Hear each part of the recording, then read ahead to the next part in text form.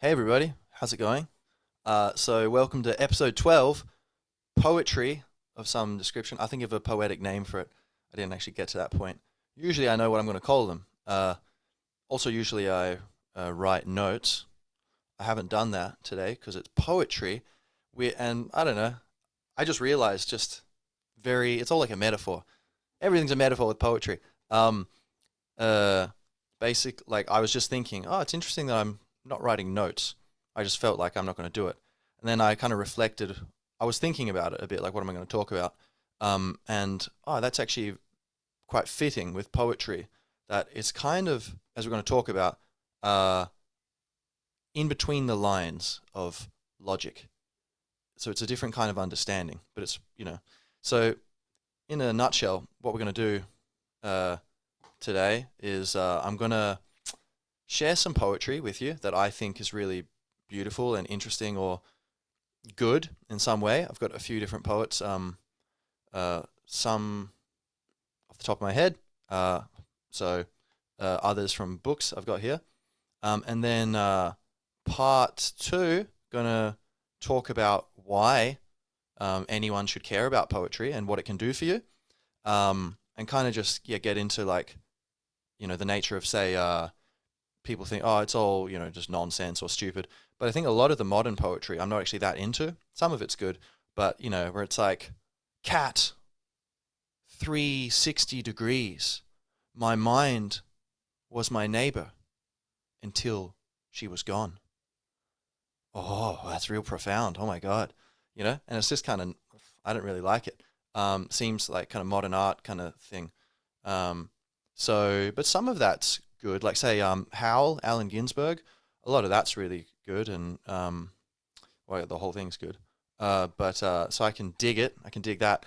But in general, I prefer kind of more traditional poetry, which is much more like music, and it's it seems like it's not as much in fashion these days, but at least in the kind of poetry crowd, as far as I'm aware, when I pick up a book of new poetry somewhere, it seems to be more in line with this kind of general bent of our culture in general, away from tradition and trying to be, new and different and interesting. The Church of Progress, that kind of thing. And but I think a lot of people would be able to connect more, I think, with some of the best of the older stuff.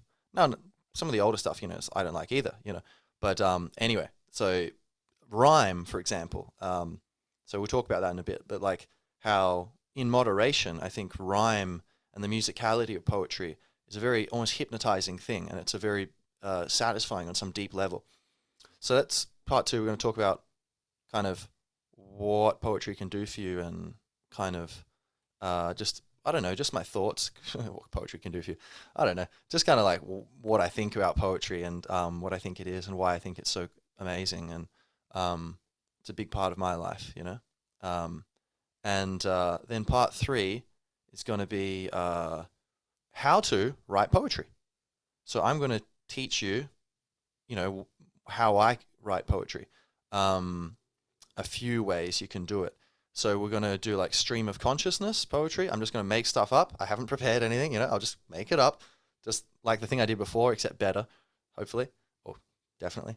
Um, and also more structured stuff like, okay, let's make it a little bit, stream of consciousness, but kind of like a gardener. Okay, trim that thing. Nah, that thought doesn't seem very good. Oh, that's good.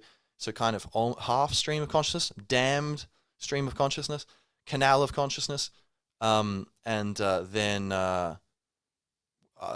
more like full on, or like kind of rhyming, like structure, like. And I'll show you some tricks so you know, I would love if someone can post poetry in the comments. That would make me so happy, based upon what we're going to talk about today. I want to show you some tricks for how to do it. Like how to keep going, keep the poem flowing, and yeah. So like for example, rhyme structures like A B, or but then if you as we'll talk about, if you're like, oh, I don't have anything that rhymes. Okay, well you can just change the structures sneakily, bring in a C, right, a new sound, and then maybe do two of that C, and then go back to A or go back to B, and so What do I mean? Wait for later. You'll see. And or skip ahead, whatever you floats your boat. Um, and and also just kind of like, the idea of you can kind of take an idea or an emotion and kind of just explore it through poetry. And so yeah, we're gonna do that. That sounds pretty fun. Uh, let's see, coming up to 3 o'clock. Okay, so let's try and do this in like 2 hours. You want to hang out with me for 2 hours? But maybe less. Let's see. We'll see. I'll leave that up to the good Lord. Yeah. So we're going to begin with some Bob Dylan. Just the first three. They're very fast. Okay, don't worry. We're gonna have 1 minute of Bob Dylan. Okay. This is who's a poet, of course. This is "It's All Right, Ma, I'm Only Bleeding." Right.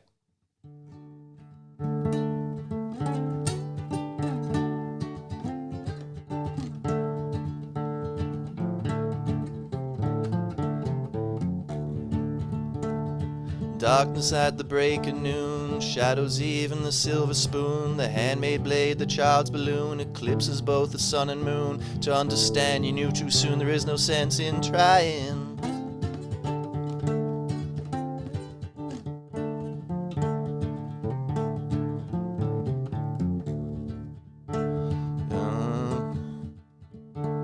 What's the next verse? Let's go to the third one. Temptation's page flies out the door. You follow, find yourself at war. Watch waterfalls of pity roar. You feel to move, but unlike before, you discover you just be one more person crying.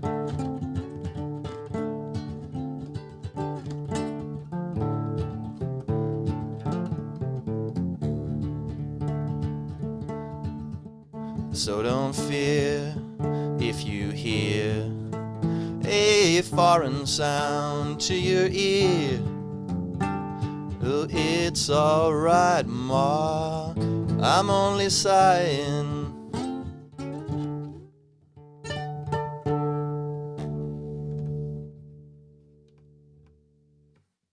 Alright.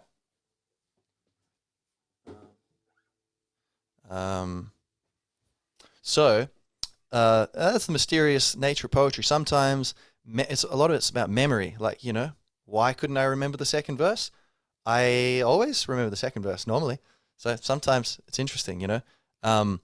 So that's a bit of Bobby Dylan. All right. So moving on to some other poetry. Let's go with a bit of Robert Frost. I love Robert Frost. Okay. So here's a poem from him. Let's go a little short one. Okay. Nothing gold can stay. Very positive, Robert Frost. All right, but we forgive you for that. Well, it's bittersweet, right? Poignant. Nature's first green is gold, her hardest hue to hold. Her early leafs are flower, but only so an hour. Then leaf subsides to leaf, so Eden sank to grief. So dawn goes down to day, nothing gold can stay. Nice. Here's another equally positive one by him called A Question. A voice said, "Look me in the stars, men of earth." No, look me in the stars and tell truly, men of earth, if all the soul and body scars were not too much to pay for birth. All right, so there we go. Now let's go. This one, probably my favorite of his. It's called Good Hours, or the good hours. So this is more beautiful, like or just whatever. You need to explore all the emotions, right?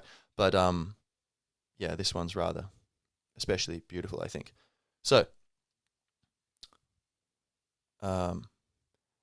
as I went for my evening walk, I had no one at all with whom to talk, but I had the cottages in a row, up to their shining eyes with snow.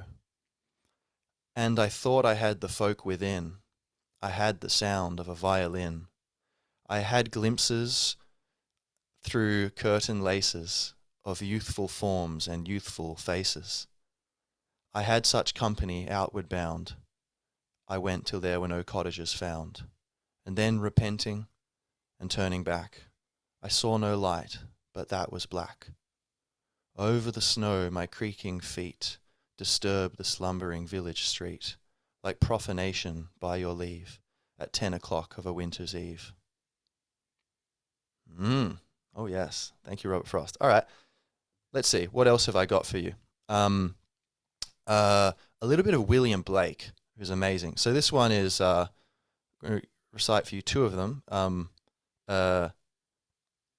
Let's go, first we'll go the echoing green, okay? The sun does arise and make happy the skies.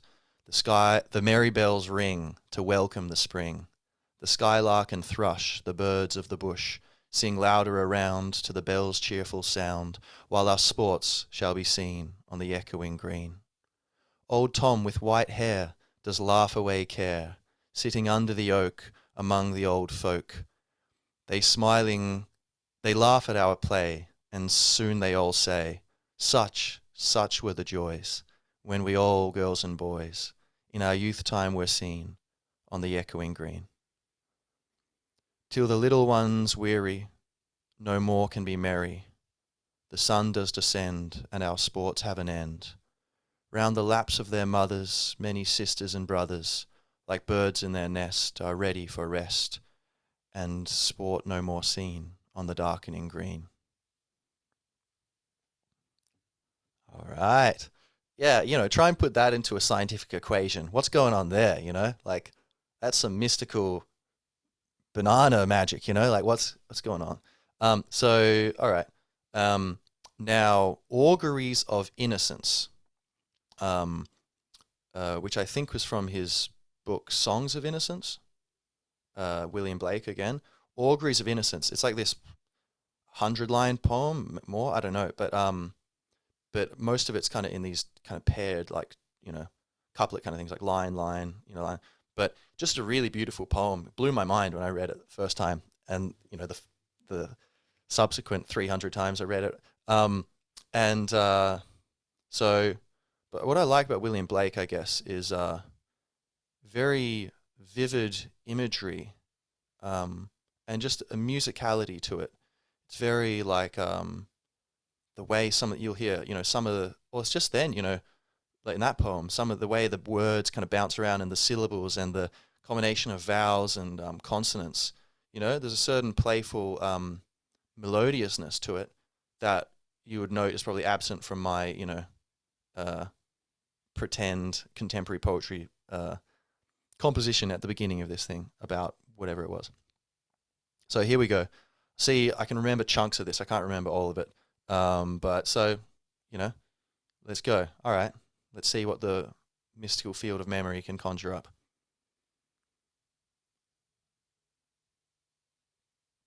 To see a world in a grain of sand, and a heaven in a wild flower. Hold infinity in the palm of your hand, and eternity in an hour. Okay. Something, something, something.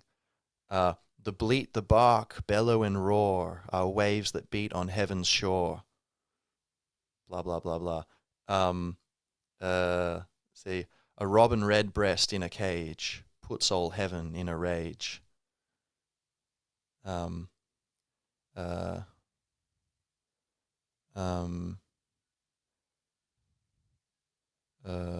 Yeah, so many good ones. When gold and gems adorn the plough, to peaceful arts shall envy bow.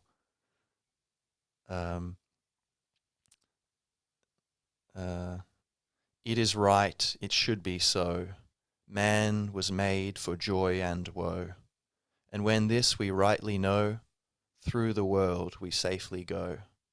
Joy and woe are woven fine, a clothing for the soul divine. Under every grief and pine runs a joy of silken twine.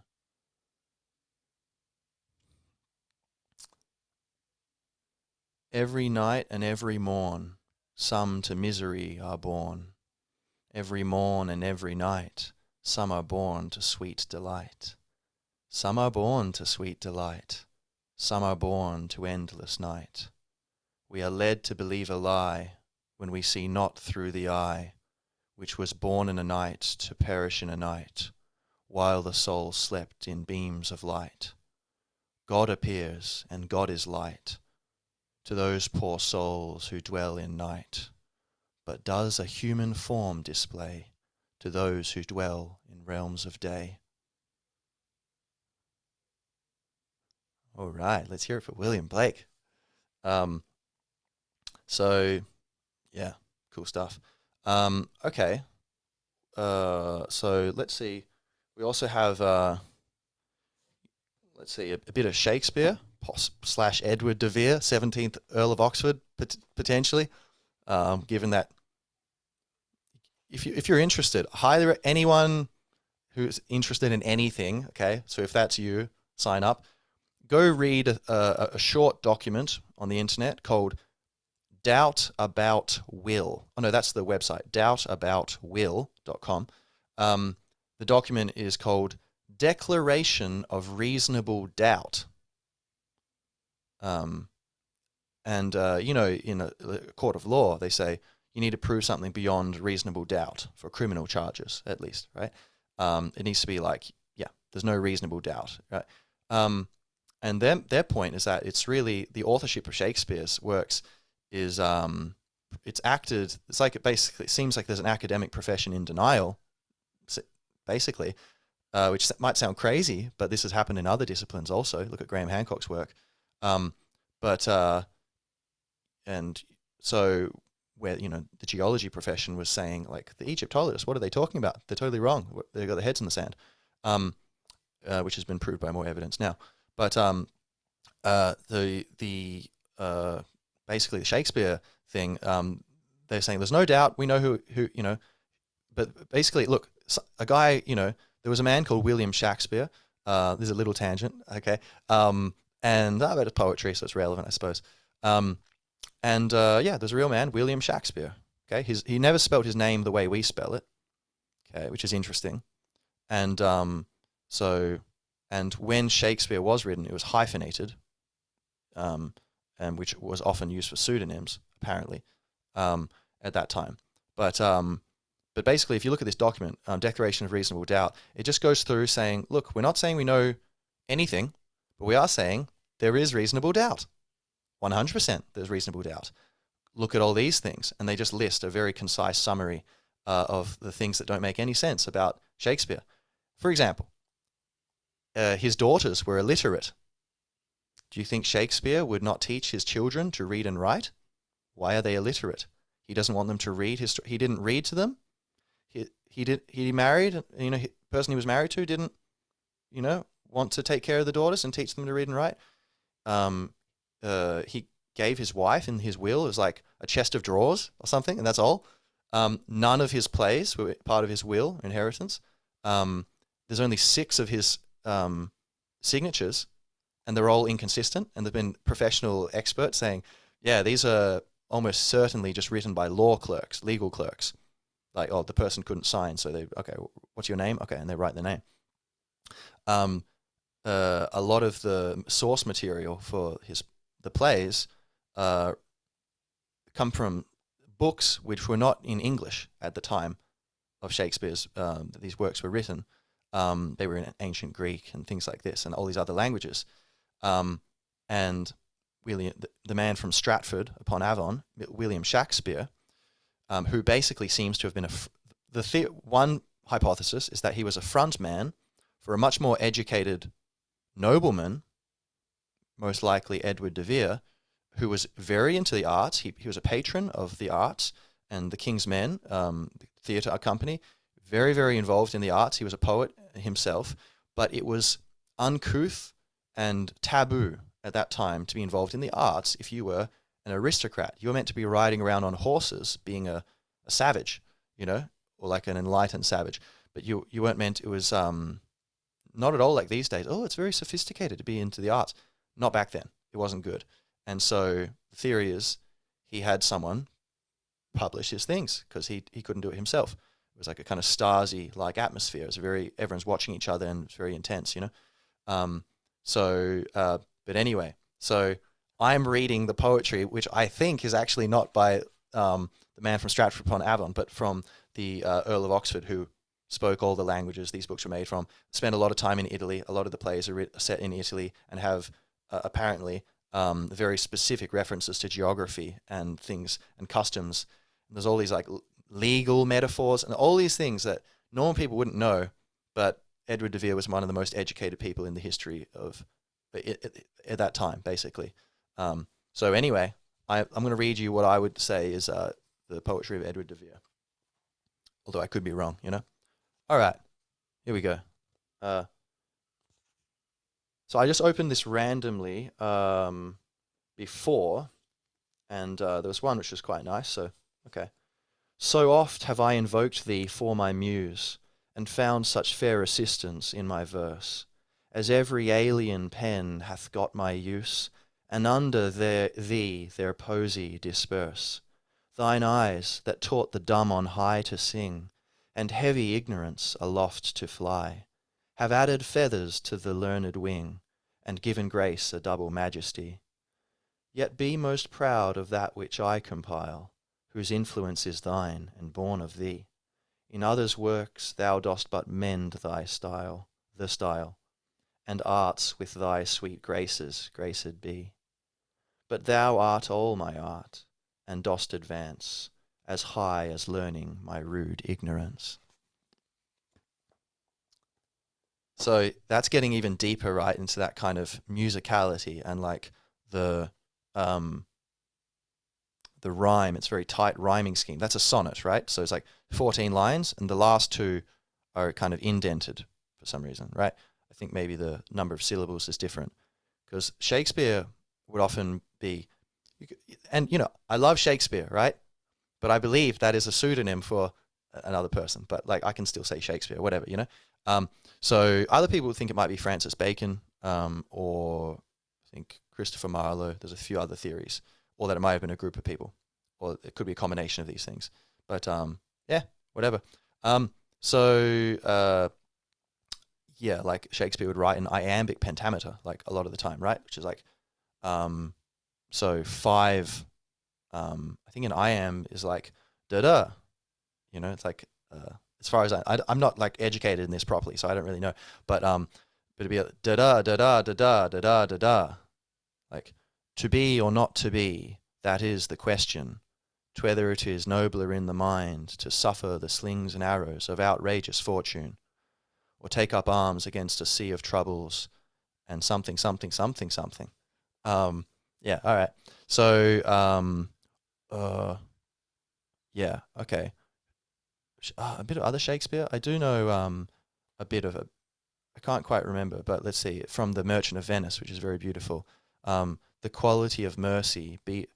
Here's a good one for all those culture warriors out in the US. Shout out to the angry brothers and sisters in space.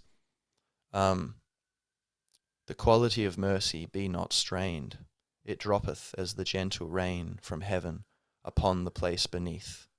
It is twice blessed. It blesseth him that gives and him that receives. 'Tis mightiest in the mightiest. It becomes the throned monarch better than his crown. His sceptre shows the force of temporal power, the attribute of emperors and kings. But mercy lies beyond this sceptred sway. It is enthroned in the heart of God himself.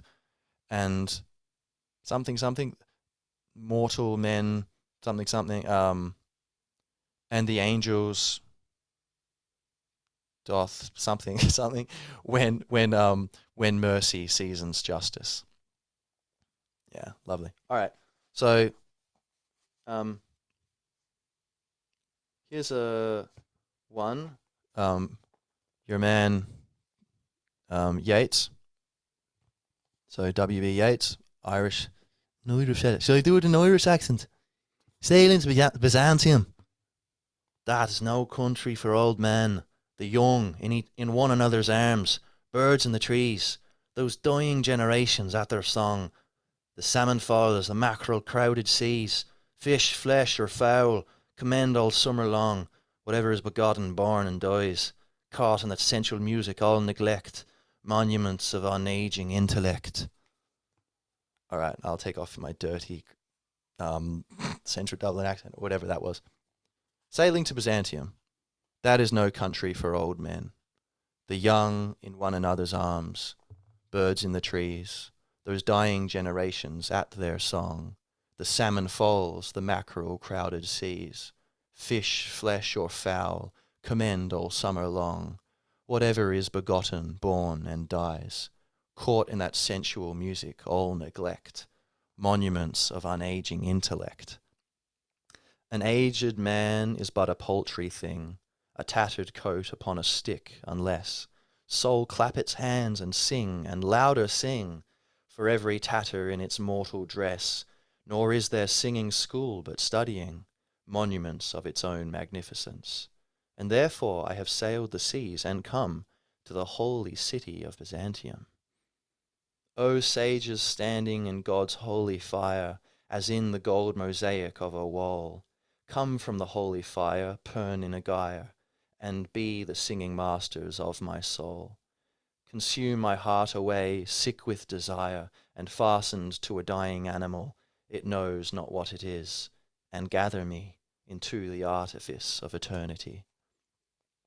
Once out of nature I shall never take my bodily form from any natural thing, but such a form as Grecian goldsmiths make, of hammered gold and gold enamelling, to keep a drowsy emperor awake, or set upon a golden bough to sing, to lords and ladies of Byzantium, of what is past, or passing, or to come.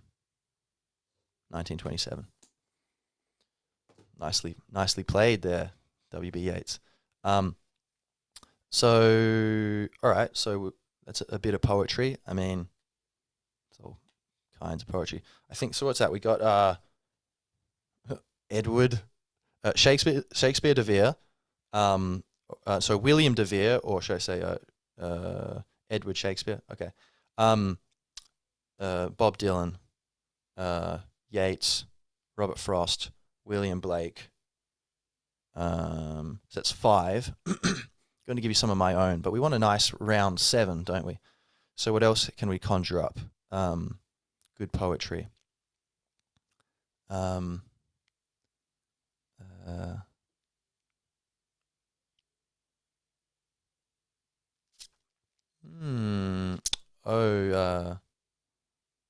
what's that one?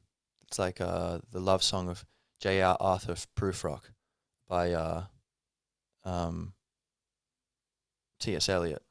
It's like I just remember little phrases from it, but that's really interesting. And that's more like breaking. It still has some rhyme and musicality to it, but that's more like contemporary, like breaking the structures and stuff. And that's probably some of that kind of stuff that I like the most. So parts of it, it's like, do I dare disturb the universe? In a minute there is time for decisions and revisions, which a minute will reverse. I have measured my life out in coffee spoons, like in the room where women come and go. Speaking of Michelangelo, I can remember none of it, but that's kind of, it's a bit scattered, like the organization of it anyway, which is kind of interesting. But it has certain repeating refrains, you know. All right, so my poetry a little bit. Here's one called Alchemy, which kind of captures, for me, the essence of poetry and art in general. But it's kind of like a way of transcending the normal perspective on things and getting really to the heart of the matter. So, and of course, alchemy was all about transforming lead to gold, but that's the physical side of it. But it seems like there's some pretty good evidence that that was, at least later on, being used as a front for people who were expanding their consciousness and trying to rise up above, become a spirit, remember that they are spiritual beings instead of just being, trapped in your body and thinking you are your body and your mind, when, that doesn't really make sense if you go into it too deeply. But then the church and the authorities weren't, they were like a bit leery of getting crucified or, whacked by the Spanish Inquisition or whatever. So they were like, yeah, we're just trying to make gold. Gold, all right, let us know if you figure it out. That's a useful thing for someone to be doing. Yeah, keep it up. We'll come take it if you make any. Um, so yeah, try and take out consciousness. See how that works. Um, how can you take something that you don't have, but that you are? So yeah, alchemy. 1,000 grains of truth, blasted in art's furnace. Fashion a window in the wall of limited experience that passers by may see, trembling vistas of eternity. Cool. All right. Uh, Now, here's one that I cannot remember off the top of my head from myself. It's a strange thing, write something you can't remember at all. Although maybe it's strange that I can remember as much as I do. But although some people can remember a lot more, but it's something you practice. Like, I think, I'm sure it takes practice. I started learning in high school for English, like literature class, and also for drama class. I started memorizing the lines, and so I'm going to talk about how to do that as well in the kind of how-to of poetry, I guess. But or maybe I'll just tell you now because we might get to it. But basically, I think you can build on the skill. I did it when I was a teenager, so that may have set the pattern. It may have made it easier for me, or maybe naturally, some people are better able to remember stuff. I don't know, like Bob Dylan can just remember like a million different lines, and some people can't. Like, what's with that? Maybe it's a spiritual thing, a kind of the memory capacity of your soul or something. I don't know. But in any case, what I would do is you read one line, okay, then you read the next line, okay, read the next line, read the next line. I'd go in fours, right? Maybe that's because I had a thing with the number 4 when I was a kid. My brother too, possibly OCD, boundary, flirting with like just, the number 4 and 16 and 64. But that worked for me, nice round, units of 4. So memorize them. Okay, 1, 2, 3, 4. Read them and then look away and try to say them. And when you get, I can't remember, glance back at it. Oh yeah, okay. Then start again. Okay, so you go through line 1, line 2, halfway through line 3. You guess, I think, blah blah blah. Look back. Oh yeah, I'm right. Or, oh no, it's wrong. It's this. Okay, this. Okay, and then. All right, cool. Then maybe you look away again. Go from the beginning. 1, 2, 3. Perfect. 4, so just keep going. Look away and try and test yourself. So to make sure, instead of just reading over and over, you need to look away from it or close your eyes. And you can literally or physically vocalize it, or you could do it in your mind. It's by testing. It's like going to the gym, testing your muscles. They grow. You're testing your capacity to remember. And so you are specifically remembering this, whatever you're learning, but you're also building up that muscle, that part of the brain, and it gets used to it. And so you're able to do it. It's faster and faster. It accelerates your ability to do it. So now after doing this like a lot, I can memorize stuff pretty quick, ish. And I think everyone can with practice. So you do 4 lines, right? And then you do the next 4. Okay, I've got that. I can do it. All right, move on to lines 5, 6, 7, and 8. Do the same thing, rinse and repeat. Once you've got that perfect, don't move on to line 9. You go back and do line 1 to 8. Do those 2 blocks together. Okay, once you've got those 2 blocks together, move on to the 3rd block of 4. You do that. And then once you've got that perfect, all right, go back from the beginning. So you're going 1 to 12 now. You keep doing that. If that gets a bit tricky, you could start going back, like say, you're doing block, 25, 6, 7, and 8, 25 to 28, you might just do that and then go back and do the one previous. And so you might start dividing it like, look, I've got the beginning thing sorted. That's all fine. I'll just go back 2 blocks. I'll go back 8 lines and go from there. So, and then, yep, I can attach that to it. Okay.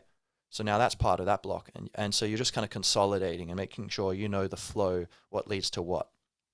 And eventually you can have like hundreds of lines of poetry in your head because you know what leads to what. You know where it begins, and you know what came before, and so it just flows naturally. Anyway, so maybe I'm going to go and do that with my own poetry, which should be interesting actually. Get more of it in my mind because not all of it's there. Um, uh, yeah. Okay. Here we go. This one's called Auguries of Experience. So, which is a kind of like reference and, I don't know, like a showing reverence, bowing at the feet of William Blake, because he had another book of poetry called Songs of Experience. He had Songs of Innocence and Songs of Experience as the books, and then he had a poem called Auguries of Innocence. So I'm Auguries of Experience, and it's a similar kind of vibe to it. Anyway, hope you enjoy. Here we go.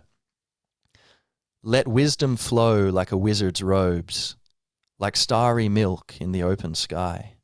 Fill me a cup of rainbow light, pour myself into its draining. I close my eyes and I awake. I open them and the dream awaits. Nothing to do but to do nothing. There is no struggle but to surrender. It's called give and take because giving comes first, like a smile for a stranger or gold for the purse. Our prayers are awaiting our own approval, and God's patient giggling is ready to burst. One's own spells of karma bind the soul to sorrow till grace grows kind. When love of God moves me to give amid pain, heightened heart a grounded mind reclaims. Soul coming full circle, heavens in wildflowers, are seen by seers who weave such dreams. Colours and shades wonder at their neighbours, lines and curves flirt with forbidden pages. Libraries of peace and arenas of war are atriums of opulence in diversity's lore. Courage and honour are so passé, but cowardice fixes what wasn't broken. Man is woman and woman man, unless a dress is to be cold pants. Laughter irks a living from nil. Seriousness is poor, can't stand still. Sine waves circle from a point of view. Language filters salt from sand. Tides may wash the rocks to dust, but still both cling to sphered earth crust. Innocence I love, my tender strength, to flow with the go, loving at length. Eloping from the moment of life, mind cages conscious light. Poignant tears for passing clarify to lucid love the one world eye. Fear of failure is fear to succeed, and hope no doubt needs belief. Magic is real, magic is love, heavenly presence so below as above. Subtle has a bee inside, once spoken twice heard, a rare delight. Rhymes and rhythms cast down from the tower, still poetry sings at its finest hour. Praise be William Blake and Nero's Neptune, for fortune smiles upon its beholders. May we each be strong enough to face every other soul's wild will with grace. Amen. Righto. So there's 7 poets, and some poetry for you. Hope you enjoyed. Now, so let's talk about the whys and wherefores of poetry. So after a little drink of water, go have yourself a little drink. Go on, you deserve it. You've been working hard. Not me, you. Yeah.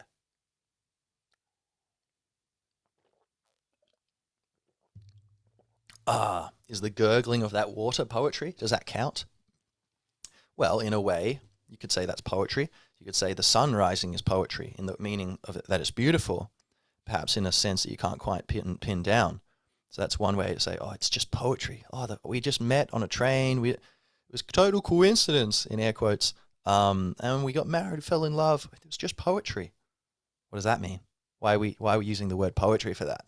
Poetry is just rhyming or not rhyming, as the case may be. I think it's like deep down, intuitively, we understand poetry is this sort of, it's a type of meaning that our consciousness can apprehend, but it's less, it's not HD. It's more pixelated or lower definition, or more zoomed out, you could say, the forest, not the trees, but it's not just the big picture. It's a certain loose gaze instead of like a sharp, paying attention. So imagine a photograph where you could blur it, or a painting. Am I going to put in lots of detail, or am I going to kind of keep it a bit simple? That's kind of like poetry. It's kind of, I mean, and there's just one way to put it. It is this and it isn't this, what I'm saying, you know? But kind of like a blurred lens or something, which you can still see colors and shapes, but it's different to the normal thing. And your mind might make different connections. Oh, that thing almost looks like this. Oh, that's interesting how that worked, you know? Um, but it's like reading between the lines. That's poetry, I think. And, you know, connecting the dots and implication. And there's so many things that language can't quite encapsulate, like logical, analytical language, like what I'm using right now. There's things and that's what poetry does. It's like more of a right brain thing. Yeah, like global kind of awareness of interconnectedness. The feminine more than the masculine, more intuitive than logical, I think, or intellectual. So like, here's something I thought of once, right? Um,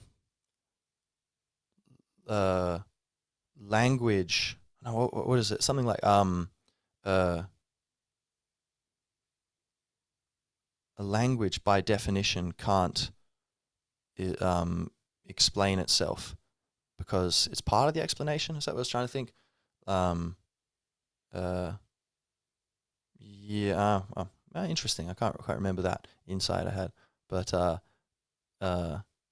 yeah. But anyway, but you know, you think about like the words, right? What do words mean? Okay, horse, a mammal that runs really fast. Okay, what does fast mean? All right, look it up. Fast means moving quickly. Oh, what does moving mean? Changing position. Okay, let's look at position. What's position? Space, location in space. Oh, interesting. What is space? Space is the field of possibility. Ah, field. What's that? Field is an expanse of grass or other vegetation, um, upon which horses might run. Oh, horse. What's a horse? You know, um, you look at a dictionary, there's nothing outside the dictionary. So all the words, the very bedrock of our language, the words that we are stringing together into sentences and paragraphs and essays and books and civilizations and stories and understandings and poetry, um, all of this, it's all self-referential. It's a closed system. It's um, circular argument, you could say. How, in a way, all arguments are circular because the words you're using for them are all from the same book, and they're all self-defining each other. So how can you have an argument if you don't know what the definitions are? Now, the reason why things aren't totally self defining, I think, is because we have direct perception of reality. Reality is not words. Words are part of reality, and so I can look at something and then use words as a tool to paint a picture. It's like you can have paints and a paintbrush, and then you paint the mountain that you see. You know, there's a difference between the painting and the mountain. You know, and so, by the way, Joy of Painting, Bob Ross, go check that out if you want to learn how to paint, or just be extremely relaxed by, oh, they'll put a little happy tree there. That'll be our little friend. He'll just hang out there. It's amazing on YouTube. You can see a lot of them. He shows you how to paint really easily. Anyway, so words, they're kind of painting pictures, and logical, logic has a place. It's kind of capturing patterns. It's apprehending interconnections between phenomena, and that's very useful, of course. That kind of, what you could say, I don't know, relational understanding, or yeah, you're modeling reality. You're cutting reality up into a billion pieces and then pointing out how the pieces relate. But technically, it's all one. And so it's kind of an illusion, but it's a useful illusion. And so, or maybe it's just a paradox. Like maybe it is separate and it's a unity, united at once. Anyway, poetry basically picks up the slack that analytical understanding can't quite handle. And that would be, but it also has a different purpose, I think. It's kind of just a natural, intuitive expression, a way, it's like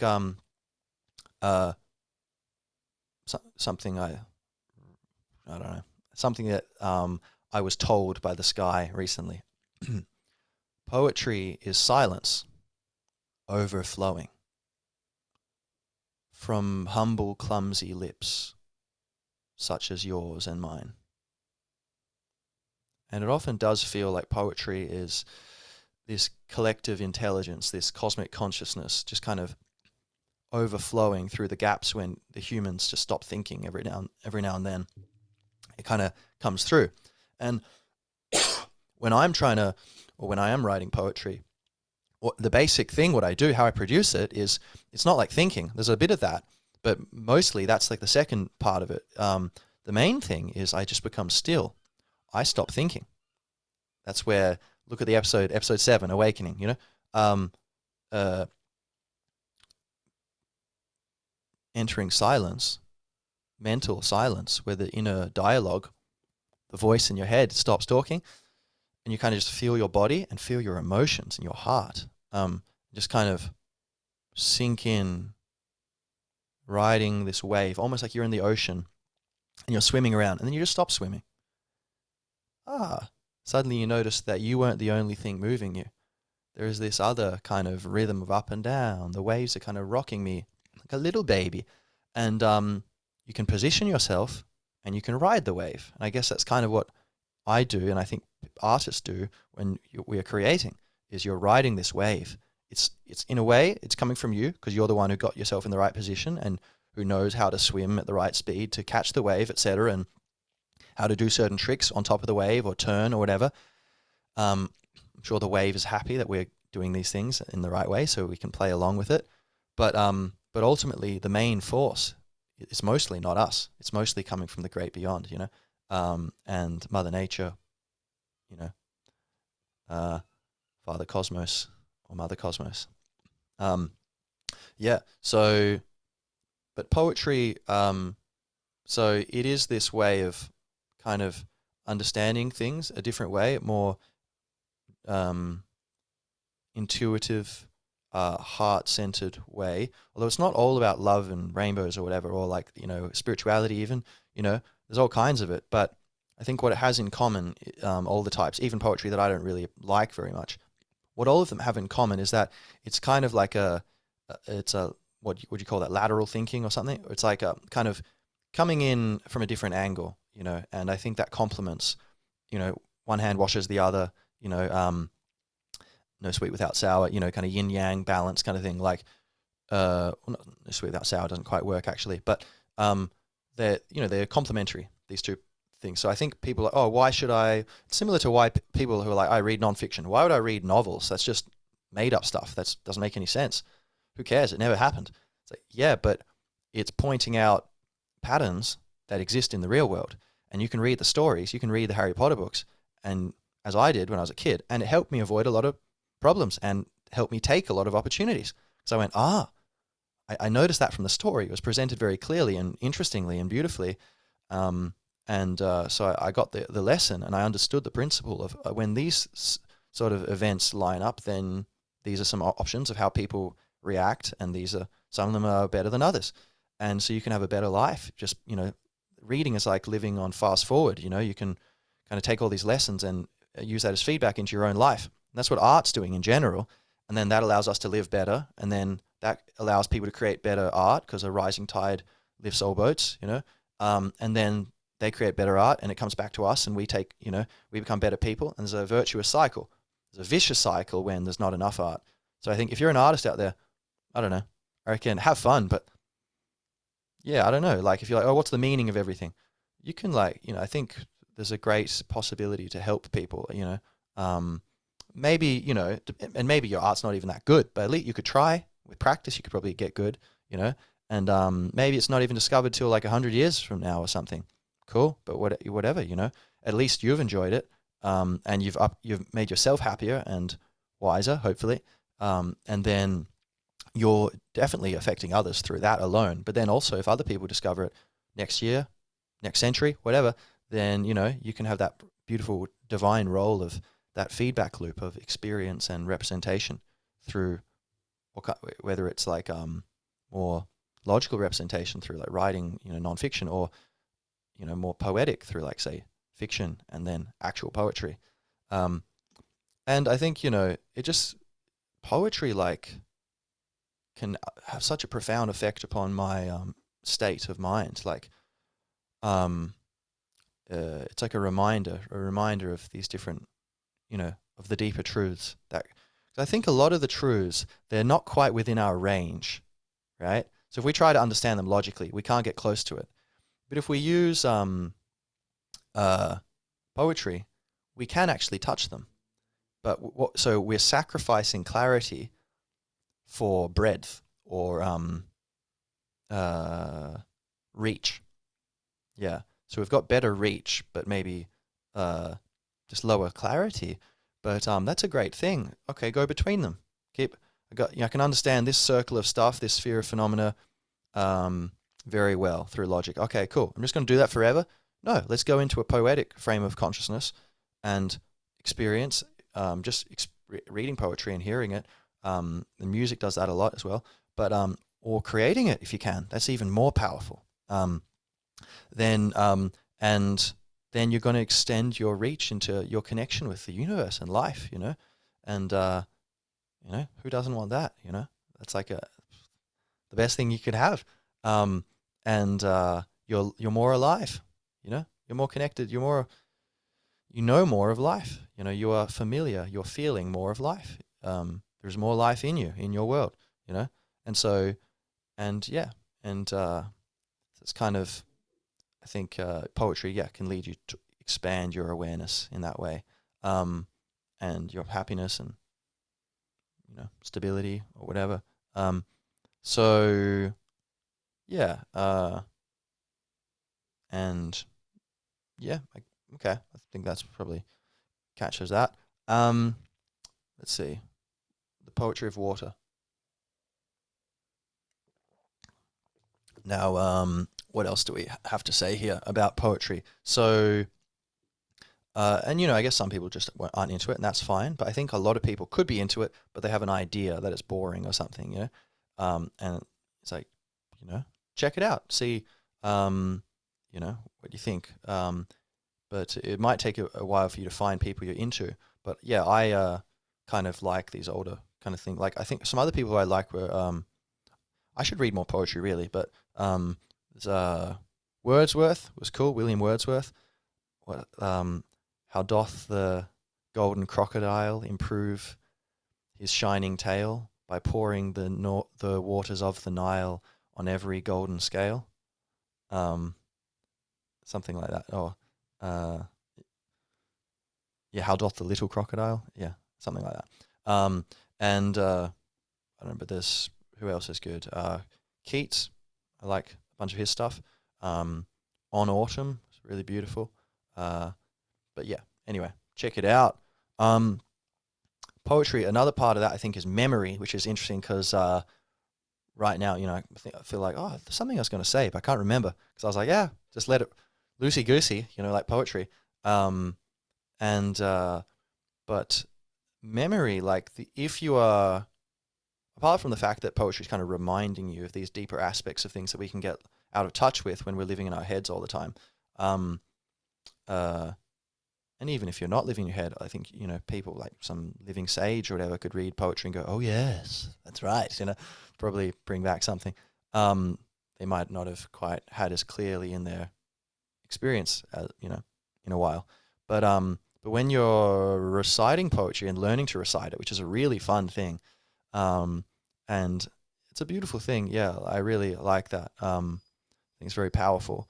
I think not only is it amazing that you can just pull it out for yourself or for others, to share that. It's a great gift, I think, one that I'm very grateful for, that for some reason the universe, and I guess my experiences where, I'm doing this class and that class, and I end up getting exposed to it. I'm not growing up in like a Somali village and being illiterate and never having that, So, but what it does to you, I think, apart from that, is it seems to it's like almost, I don't know, but it feels like you're, like I said, improving your powers of memory in general. But then I think there's spillover between that, and it's not just for poetry. It's like your ability to remember other things. Remember, people who are trying to trick you or something. And on a deep level, you're like, why do I feel like something weird's going on? And maybe it's just because on a deep level, you've been nourishing your connection to memory. And so there's better pattern recognition. This person said something different 6 months ago. That doesn't quite make sense.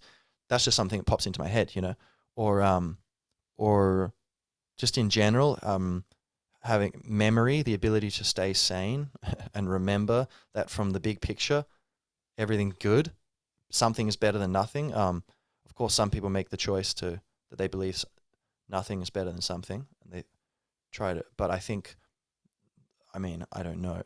I mean, yeah, I wouldn't want to be disrespectful, but I believe that, yeah, from my point of view, okay, these are just words, but from my point of view, that is someone who's not in touch with themselves. It's someone who's kind of in a dream state. Their heart or their soul is not quite at the wheel, and their mind they believe they are their mind, and so then if you follow that for a long, very deep, things get desperate, and you know some people it seems want to end it. Perhaps there's other aspects to it I'm not aware of as well, but that seems to be a lot of it. It's like hell, life becomes hell because when you can't step outside your mind, and that's something poetry can help. I think get outside of that logical, just constant thinking frame of consciousness. So and yeah, and of course it's just beautiful. So you can't just at the end of the day. Why should we care about poetry, and what's the point of poetry, and what is poetry? The best answer I can give is like, who knows? Like, but it sure is beautiful. That's for sure. That I can say that, and in a way, all language is an illusion, or not quite true, because it's signpost pointing. It's a painting of the mountain. It's not the mountain itself. Or as the Buddhists say, it's don't mistake the finger pointing at the moon for the moon itself. So if I say hat, you say hotter, or you say what is it in French? Chapeau. Oh, wait, which one is it? Oh, they're all signposts. There's only one thing, and it's none of them. It's just this. It's just what it is.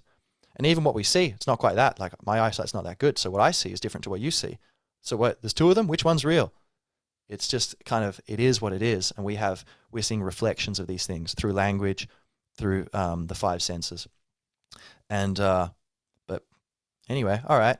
So that's a little bit about my thoughts about poetry, I suppose, the context of poetry. So let's get into. So let's see. I talked about memory. Yeah. Okay. Cool. Let's get into making some poetry. All right. So I'm gonna live make poetry for you, good people, and show you some tricks about like how to make it yourself. And yeah, don't be shy. If you've ever maybe you already make poetry. If you do, share your poetry in the comments or send it to me on social media or whatever.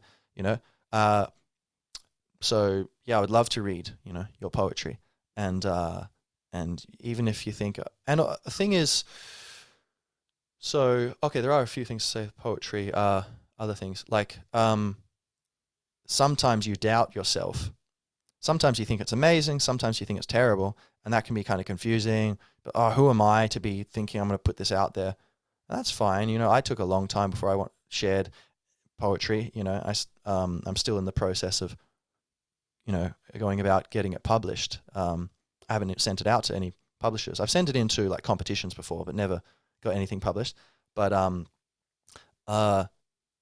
you can, but I really like my poetry, and I know there's a bunch of people who are like me. They're similar to me, and when I read poetry to people from their, so that's the thing. You can start to dip your toes and offer it to someone if it comes up, and see how they react. But I think even if everyone's like, oh yeah, not really into it, it could still be good. But it's just maybe you haven't met the kind of people who resonate on your wavelength in terms of poetry. You might read me some poetry and I go, oh yeah, it's okay. I'm not a big fan. And you might not be a big fan of mine. But meanwhile, there could be thousands of people around the world who think, they're really good. So I think the thing is you just create what you think is good and what makes you feel good. And let the pieces fall where they may. And just keep in mind that it's all kind of relative poetry. I mean, to some extent, there's objective, like merit. Like some stuff is clearly just, wow, there's something about that, like William Blake and stuff, like, geez, something's Shakespeare, like, geez, wow, you know.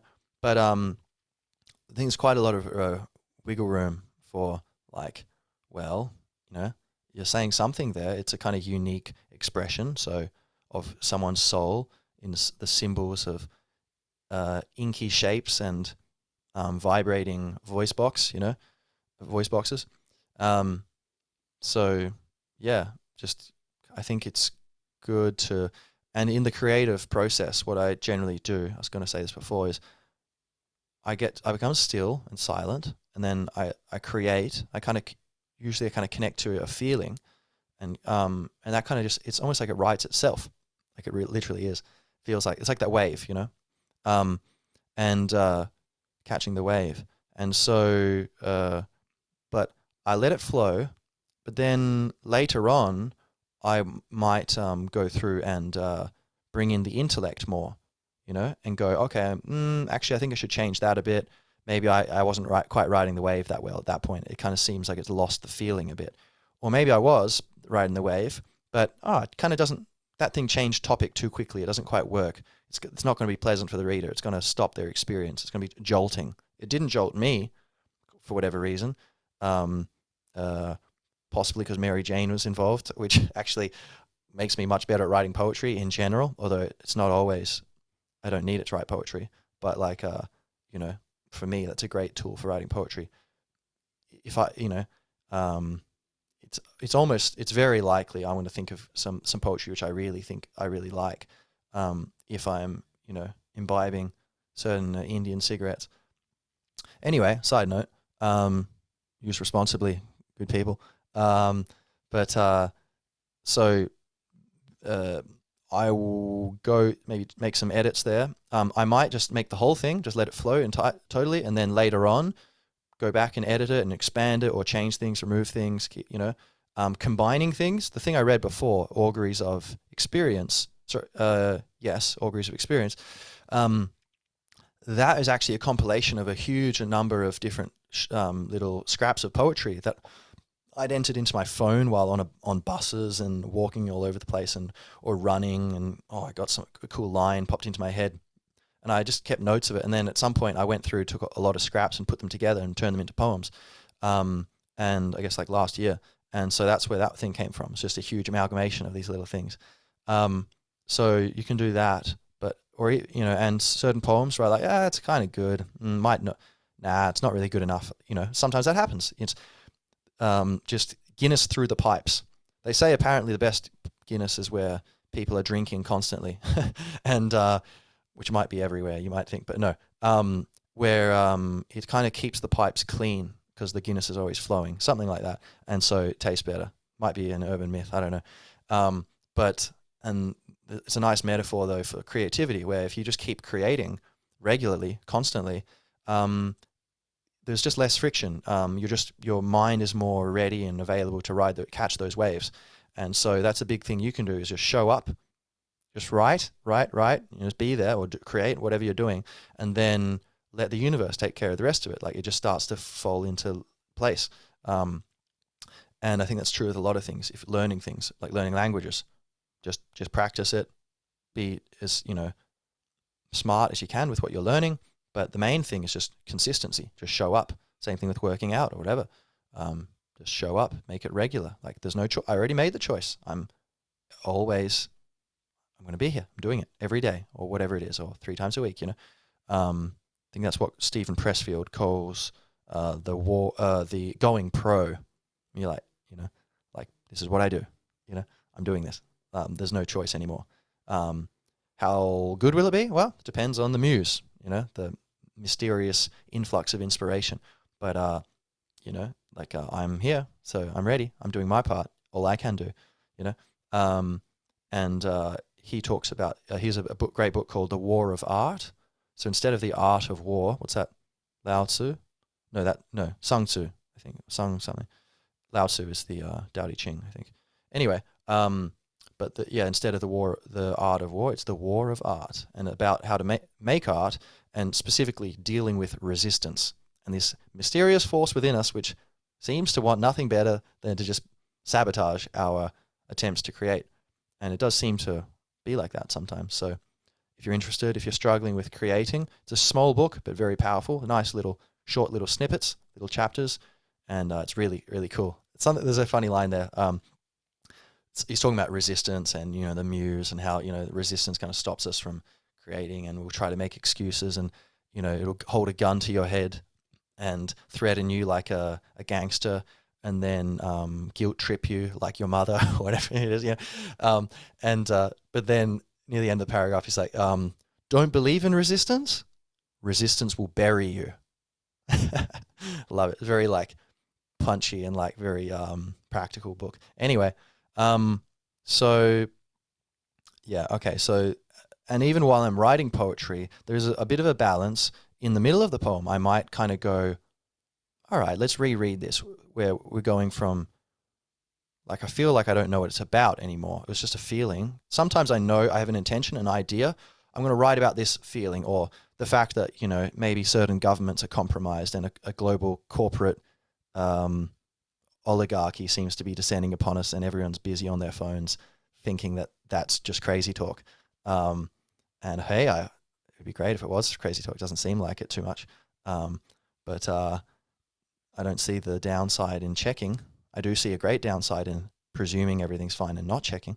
Anyway, say something like that. I wrote a poem called Sundial. Is it dark times overshadow the shimmering now? Kind of like the metaphor of a sundial, like the blade of the shadow, moving around as natural cycles, but the idea of the darkness and light, the balance between them, and how the time and just being overshadowed by this kind of blade-like looming presence, whatever, and yet everything being it's just part of the dance of the spheres and the celestial music. It's all perfect, So sometimes I'll have like a kind of idea of what I want to do, and sometimes they're more philosophical. Like I'll have them exploring an idea, or kind of just like there's just some theme. It's not so much. It's just like, I don't know, about like a friendship or something that's happened, or a situation or a person, and could express it from there, following that as a guiding star. And in those cases, or it could be something more like I just let it go and just see where it goes, and I'll figure out what it means later, or maybe it means nothing, and that is what it means, or maybe it will be open to many different interpretations, But when I have a kind of idea of where it's going, either because I started off with an idea, or because it's kind of flowing and I'm kind of going, oh, I see what it's kind of saying, and then I want to keep it.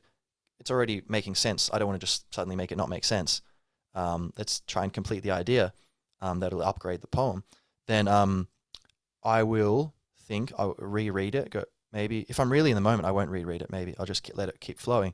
But if I go, sometimes I go, okay, I'll read back from the beginning, and I read through it, and then that will refresh my memory. And I go, okay, and it can go this way, yes.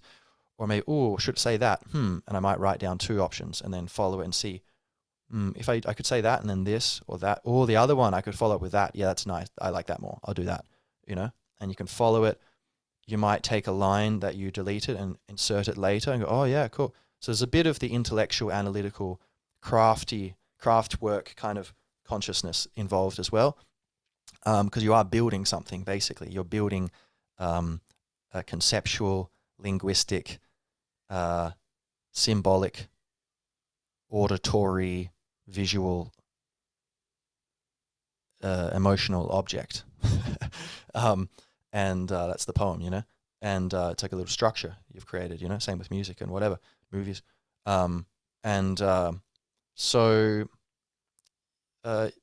Yeah, and sometimes I get stuck on a line and I'll go, okay, well, what can come next? And try out a lot of versions, just see what comes.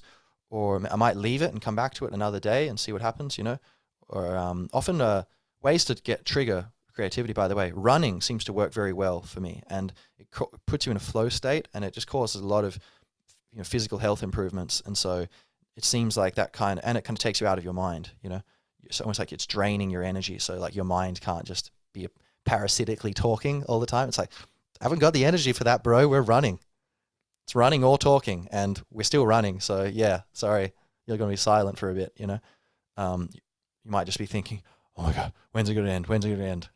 Or you might be thinking nothing, or look at those trees. That's nice.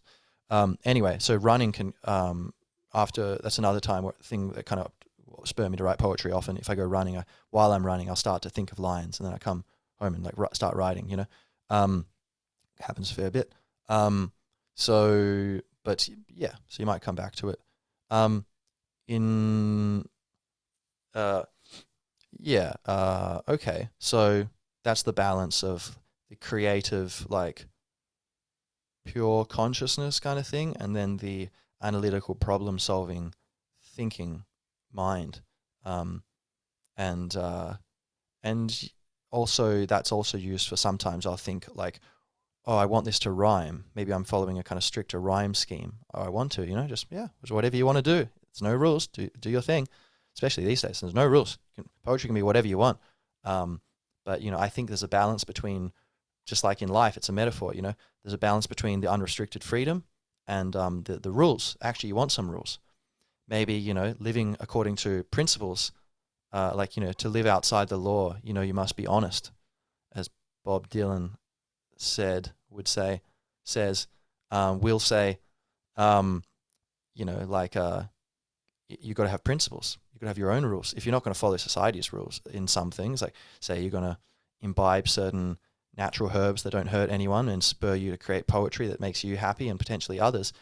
If you're going to, be doing things where you're breaking certain rules, you need to make sure you understand those rules and you understand why and when it's appropriate to bend them or break them. And so anyway, similar thing with art. I think we should understand the rules of the traditional rules of poetry, and then so that understand the rules like a master, then you can break them, like an artist or whatever, and whatever, however it goes, that saying. But yeah, so sometimes I'll be wanting to rhyme, and I go, nothing's just naturally kind of flowing.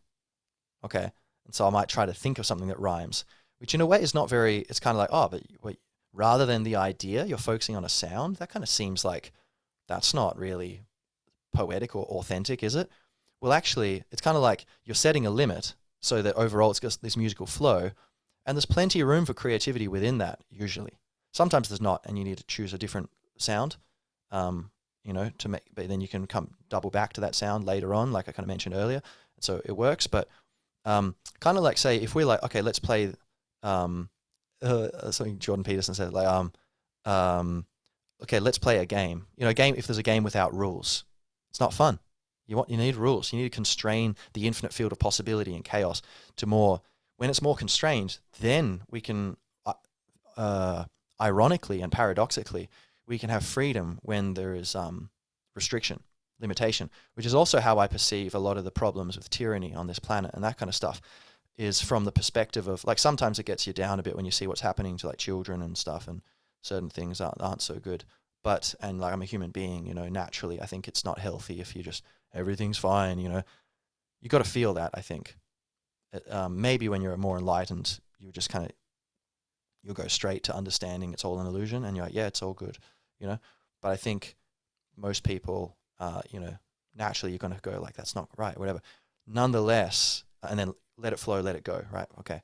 But the in a way, this pressure which is being put on the earth by all these ignorant and malicious people, combination of those things, corruption and incompetence, that similar kind of dichotomy or whatever, that's actually putting on the pressure and providing the conditions, the necessary impetus for the story to occur, which is the blossoming of consciousness and the triumph of love, And so I think we wouldn't be thinking about these things if everything was going fine. We'd just be doped out, So there's a balance of yin and yang, light and darkness, So it's beautiful, to have a painting, you need dark and white, you can't just, otherwise it's just a canvas, Yeah. And so with poetry, that you can have, John Peterson, the game, right? Let's play a game with no rules, right? All right, you go first. Huh? Yeah, you go first. What do you mean? Exactly. There's no rules. You don't know what to do. It's not fun. Or if you're like, okay, we're playing, like I played chess. Shout out to Junmo, right? A student I used to tutor, this cool little Korean kid, Korean boy, and I was teaching him English and chess, right? And like we're playing chess, you know.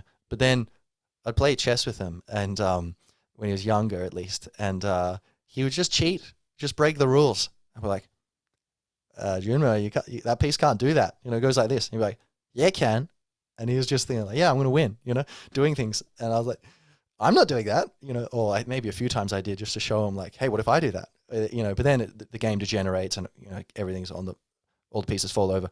But it's interesting, you know, to enjoy a game of chess, you need both people to play by the rules, you know, which is more satisfying, you know, God chess where you can both do whatever you want. That gets pretty old pretty quick. But a game of chess where you've got these confined rules, you really need to express your creativity very, like a laser beam, you know? And yeah, it's beautiful, you know? So poetry, similar deal, where I'll sometimes go, okay, I want this to rhyme. So, and to do that, I'll try to think of rhymes maybe, or just words that come up, you know, that seem to be on topic-ish, or maybe not on topic, and I'll change the direction of the topic. Oh yeah, I'll go down that alley and talk about that in that direction, some other thing, but then I'll loop it back later somehow, figure it out, you know, cross that bridge when we come to it, and you link it back. And so you're kind of discovering the thing with it is like, I don't have a big enough consciousness. I have enough consciousness to make the poem, but not to understand what it really means all up from the outset necessarily in general, almost always. So if not always.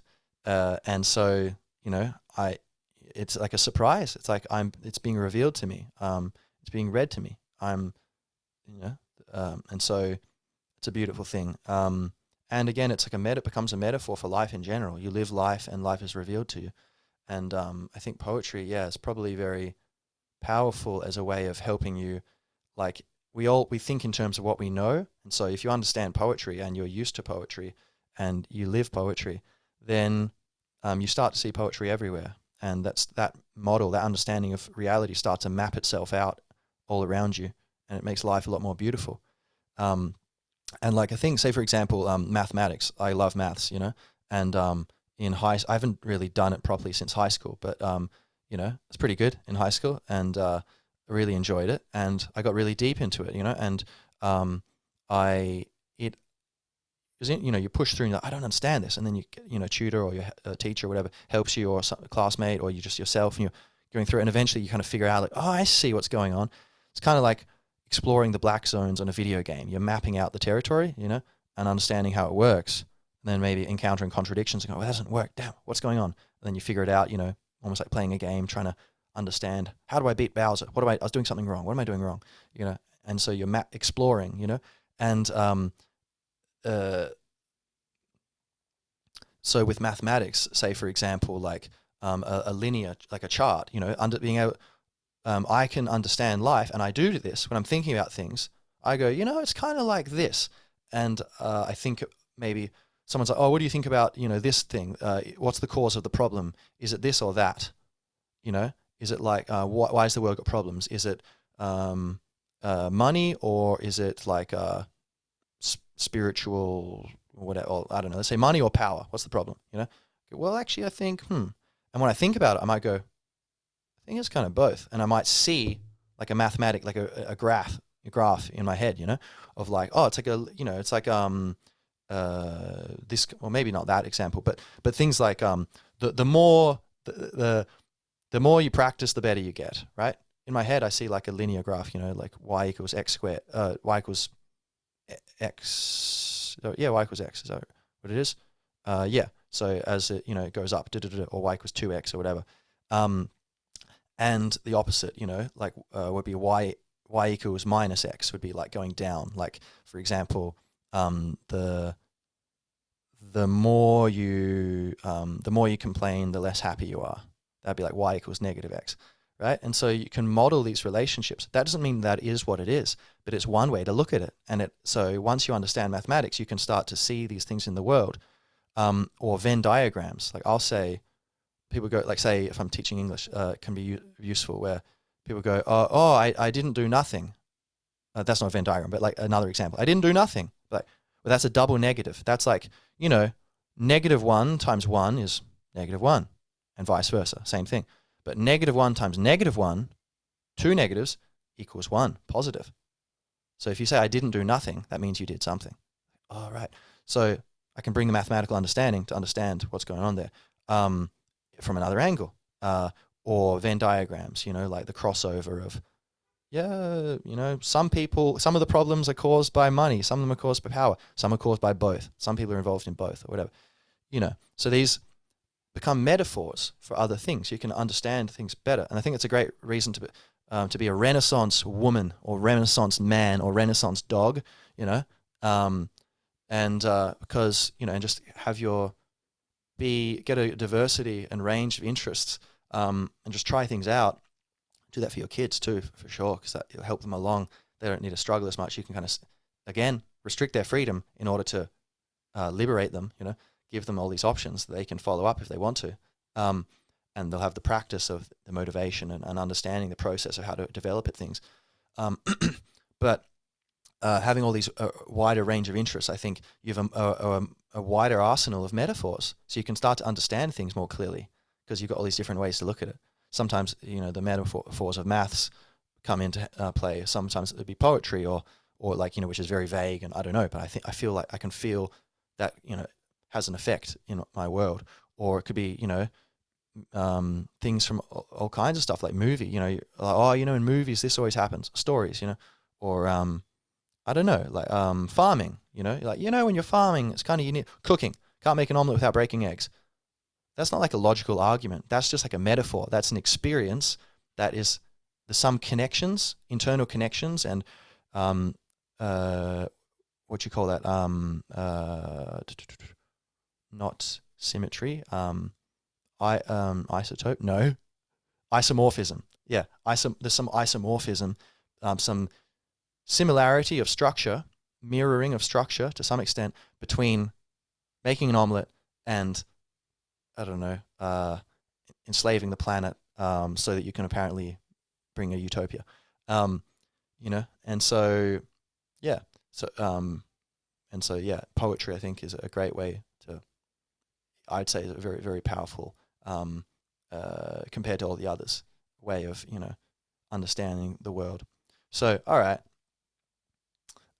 So let's get into the nitty gritty, the specifics of how to write poetry. So we kind of talked a little bit about some of the process, but so I'm going to kind of begin with let's do spoken words, just so it'll be faster. So it'll be like stream of consciousness, basically. I'm just going to say whatever comes into my head. I have no idea. I have no intention. I don't know what the first thing's going to be. It's words and phrases. Things just, whatever, and I'll just see where it goes. And I will try to resist guiding it. I'll just let it flow. I'll probably naturally want to connect it to things which are kind of slightly connected, All right, let's see. Landing on orange, I flew through the screen. No hat was on my head, but I was mean. Not purple kindness, helium screams, but an elephant's director, if you know what I mean. Then it came to blows, and I was shocked to discern not an ounce of salt lay still in the urn, but guitars were screaming, and I was believing that you and they and he were more than that to see. And imagery vivid like carrots peeling and potato octopuses quietly squealing made inky earnest advances upon the diamond forest of yesterday's song. Okay, there you go. So that's just some madness.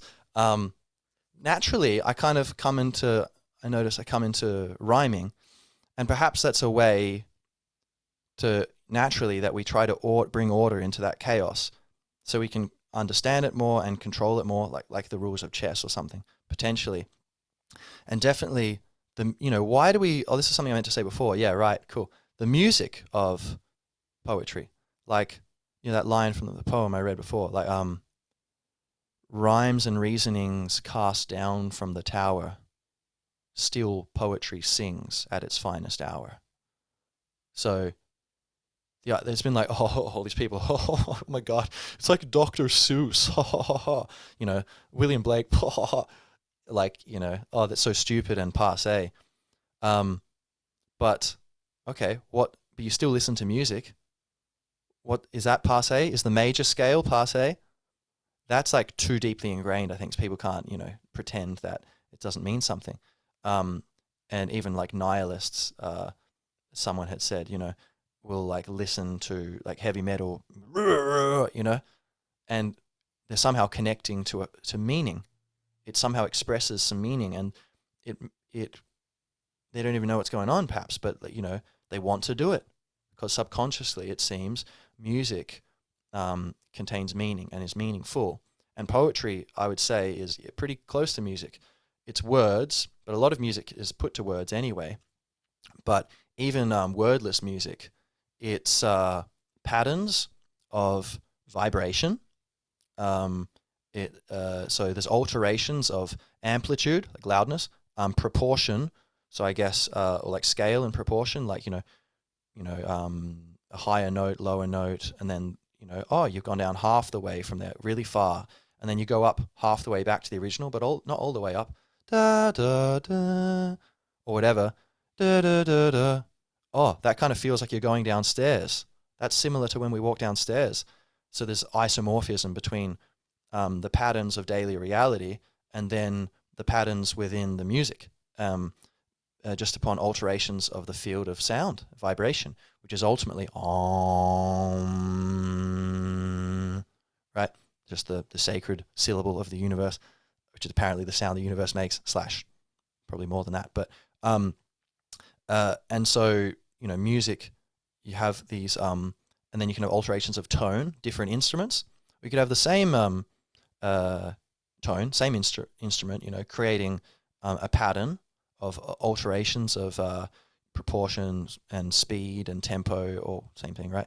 Or whatever, all the different variables of music, alterations, ones and zeros, yes and nos, flicking the switch like a computer works, just all the infinite choose your own adventure, go to page 50 or go to page 25 or whatever, all these little choices adding up of like simultaneously of like the different variables, and that's one melody. And it's meaningful, right? Da da da da da da da da da da da. Raglan Road. That's beautiful, right? Take a room full of humans, almost everyone's going to say, "Yeah, that's beautiful." Maybe not when Jamie's singing, but in general, But so. It's mean compared to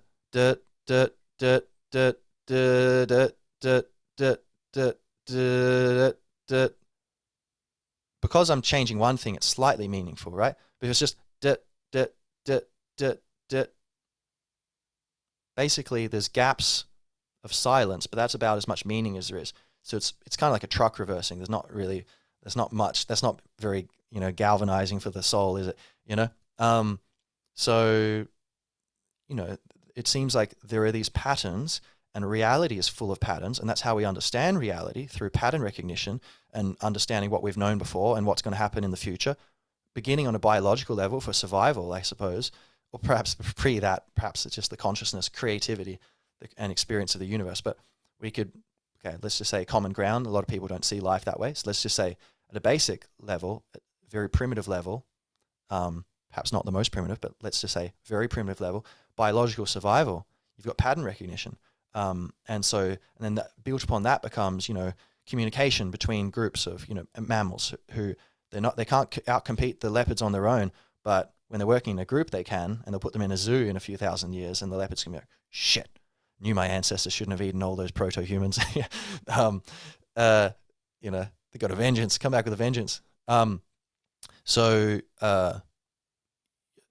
and then built on top of that, you've got like all the experiences of these groups through time, and what goes right, what goes wrong, what's interesting, what's not, or and all these stories, the important vital lessons of all these stories get kind of amalgamated into single stories, which become myths, and then those myths are acted out in theatre, drama, like ancient Greek tragedy or comedy or whatever. They can be written down once writing's widespread and you have literature. Then from that can be extrapolated maybe philosophy and the kind of lessons of these things and just understanding in general. And from that, perhaps scientific inquiry or whatever going on, etc. And so not that that's superior to philosophy, which it isn't. It's a subset of philosophy, but one of several, or at least one of two ways of looking at the world. But so we have all this pattern recognition built into us. And so music, that pattern recognition goes to work on the music, right? Same thing with architecture. The ancient Egyptians, apparently, they'd have their that's right. Explain, Ramses. We would, what accent should I give you? I don't know. Well, I'll explain. Apparently would have their temples like built in ways so that there's alterations of scale and frequency in the part when you walk into a temple.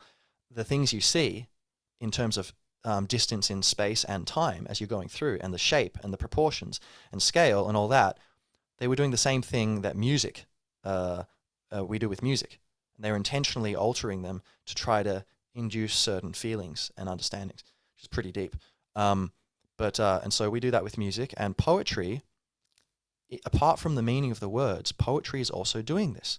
Poetry, there's alterations in rhythm, in the number of syllables in each line, in the sound of the words, like violence, that word, or valiant, vigor, vivid.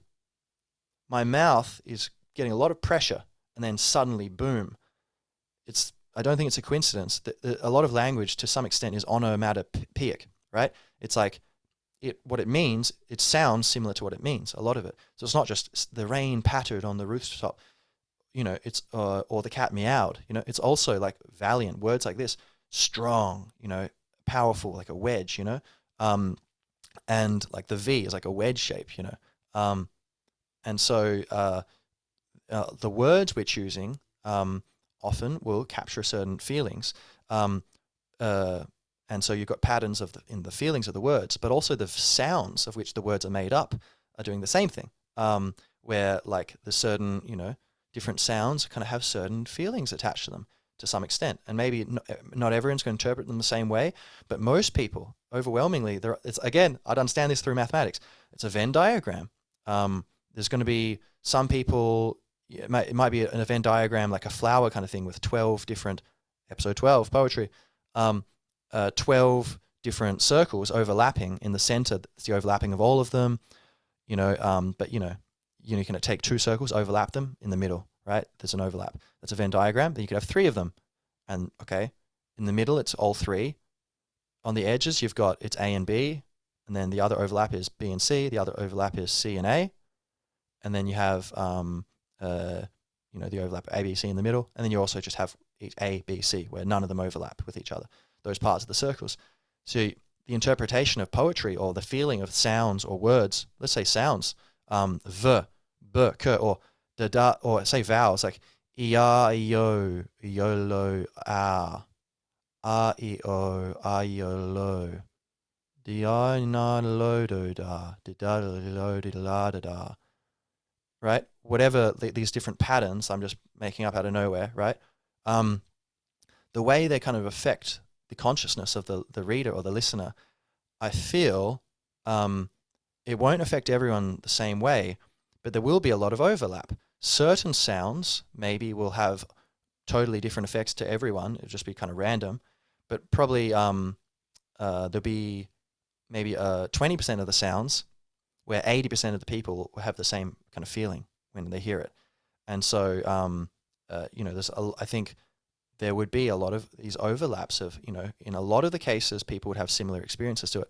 So poetry is kind of this mystical language of like communicating musically to each other, but it's so intricately, um, inexorably, inexplicably, um, uh, ineluctably, is that a word?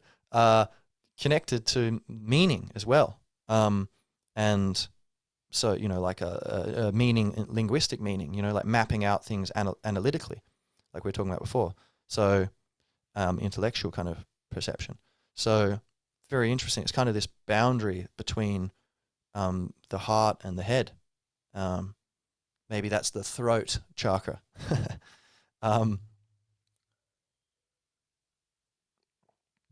poetry of the last line of that glass of water was delicious. Very poetic altogether. So yeah. So you notice naturally, yeah, we kind of have there's a musical element to poetry, and I think that's kind of underrated. And I think, yeah, if it's very, roses are red, violets are blue. I love it when you bake me bread, um, and shine my shoe.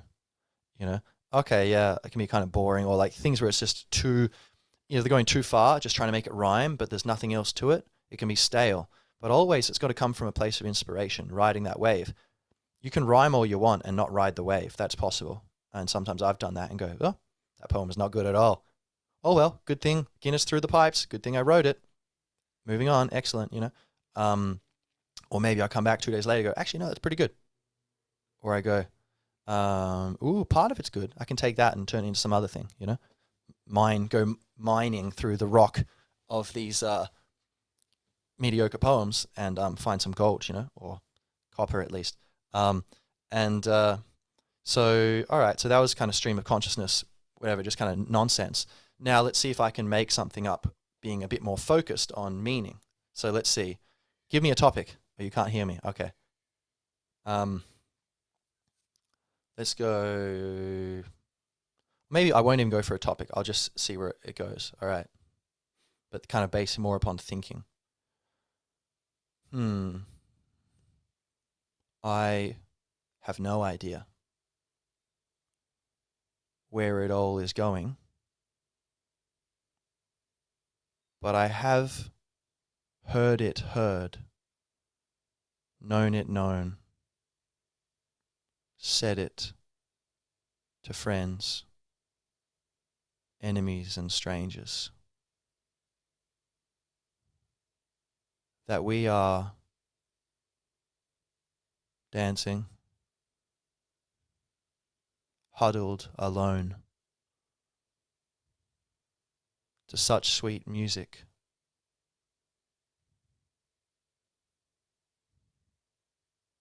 In God's snow globe, psychedelic confetti, dousing the crocodile's fire, the will to destroy, maim, and sire, things not worthy of being named, or like our better angels,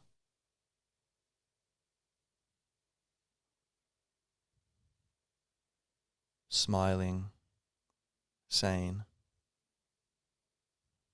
writing the books of what shall be upon the elephantine backs of past mystery. And Ramses, the statue, heralded high by eye for comic relief or unknown poetry, does hand me plain, parchment stained, papyrus passed from father to son, just like the moon in every daughter, the starlight shining in your mother's eyes. Does eloquence pat on the back like an eager kid? But from above, remember, there is more to this than what one man's words, trusting waves to flow, can capture in an episode or a dozen thrown like dice, dazzling chance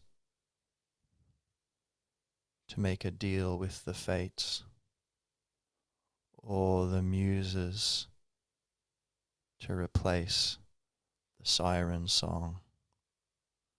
Guide humble ships home to haven harbor and pluck ripe fruit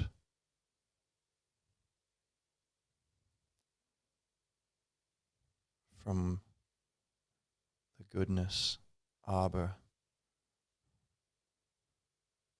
Sow the seeds, live the dreams, and end the poem.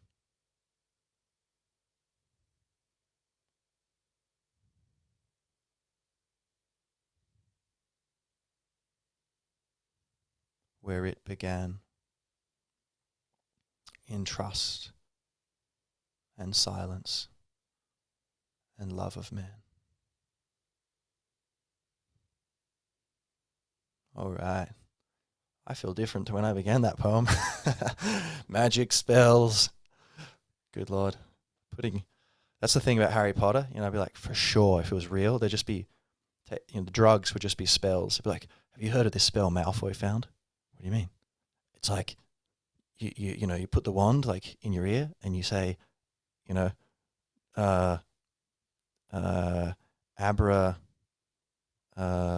drug abra, and you appear on the planet Venus, but you got like a purple bubble around your head, so you don't die, and it's just like it lasts for 5 minutes, but then you come back and it's quite a story. Like, wow, Malfoy's gone off the rails, but yeah, it does seem like poetry in a way. Like you're talking about magic spells, like that.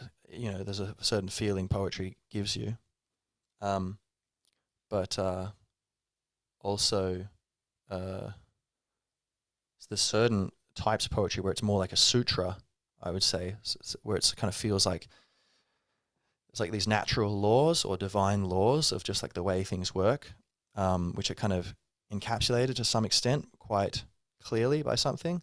And sometimes it feels like it's just I'd call it's not, some people would say it's not a sutra, but some poem which has come through me, which I feel like, wow, it's really quite mystical, or like, in a way points me, it's like kind of a spiritual aid. It points me in the direction of awakening. Here's one example called, Let God Drive. Backseat living is serene and wise. Let the scenery swing idly by. Calm and collected, you can guide, graceful in gratitude for the ride. So that's like kind of pointing you at, oh yeah, surrender, go with the flow, baby. Of course, you can say, hey, turn left up there. Yeah, all right, I'll do that. Thanks. And then you chill. Just as you can say, oh, I can't control anything. My business is going bankrupt. All right, fine. Do what I can. Keep my eyes open. Ooh, turn left up there. What's that market? Or that business wants this product. Okay, maybe we could change this little thing and start selling there, and then it works, and then we build up market share. Oh, good. So you look for opportunities, But anyway, that's the balance of yin and yang. Go with the flow and be the flow, or guide the flow. The flow is you anyway. But we're part of the flow. So be the the all in the one and the one in the all. Yeah. Anyway, but then yeah, other also things which could be more like specifically like spells. Like it feels like a magic spell. There's one. Do I have it here? I don't. Oh, maybe I do in this book. It was like kind of yeah. It was. I was listening to a lecture. Someone was talking about how to turn fear into kind of excitement as a way to basically change your inner state.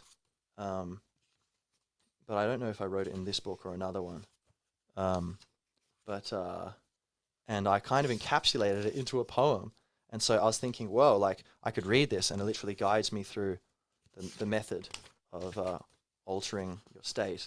So you could also do this, but no, no, I don't think it is here actually. Um, mm, Could it be anywhere? Could it be somewhere? Could it be everywhere? Could it be behind me? I don't think so. But I will just waste your time a little bit more if you don't mind. Dig in the silence.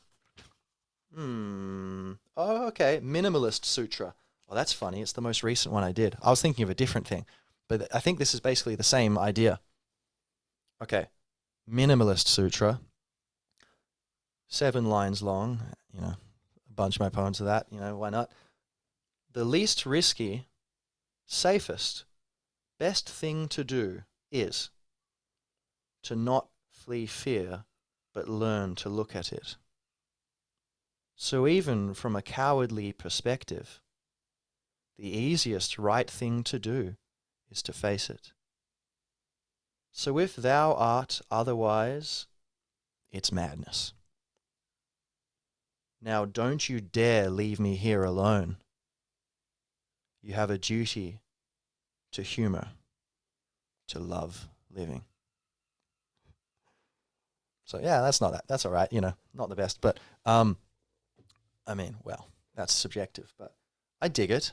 But like it's not quite poetry there, like there's not much rhyme, and even the rhythm isn't there that strong.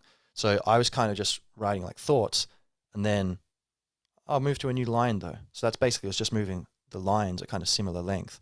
But even that dividing into lines kind of chops it up into a certain structure, which allows it to digest, I think, in a different way to if it was just a paragraph, although it's basically just a paragraph. So interesting. So let's see. Okay, so now, so I gave you some stream of consciousness poetry. Let's go now for this one. I think I'll need to write it. So let's go through more traditional poetry, like with rhyme. Yeah. I didn't do one with a theme, but I mean, and I guess there's many types of ways to write poetry. Like there's people who write poetry in ways that I don't. I think, or haven't tried yet, or I don't know about. Of course, I'm sure there's people who know like a lot more about poetry and could teach me a lot. Or have a different relationship to it, or whatever. But so I think maybe some people, of course, are channeling an emotion. So if there was an emotion of I don't know, let's say you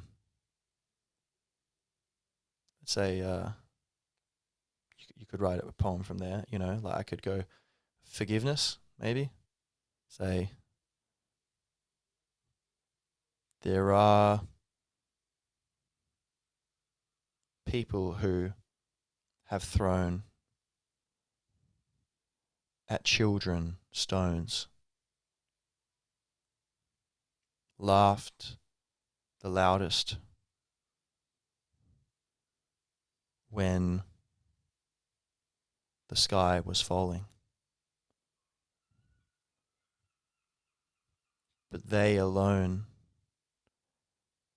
had made heavy the heavens.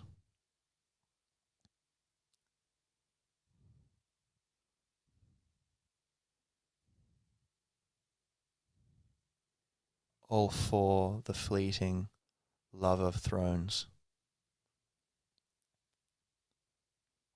And yet I forgive as if it never were anything at all to be forgiven. For I am thou.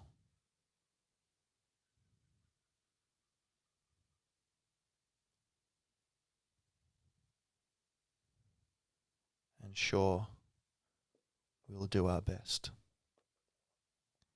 So that's, I guess, based upon a feeling of like forgiveness.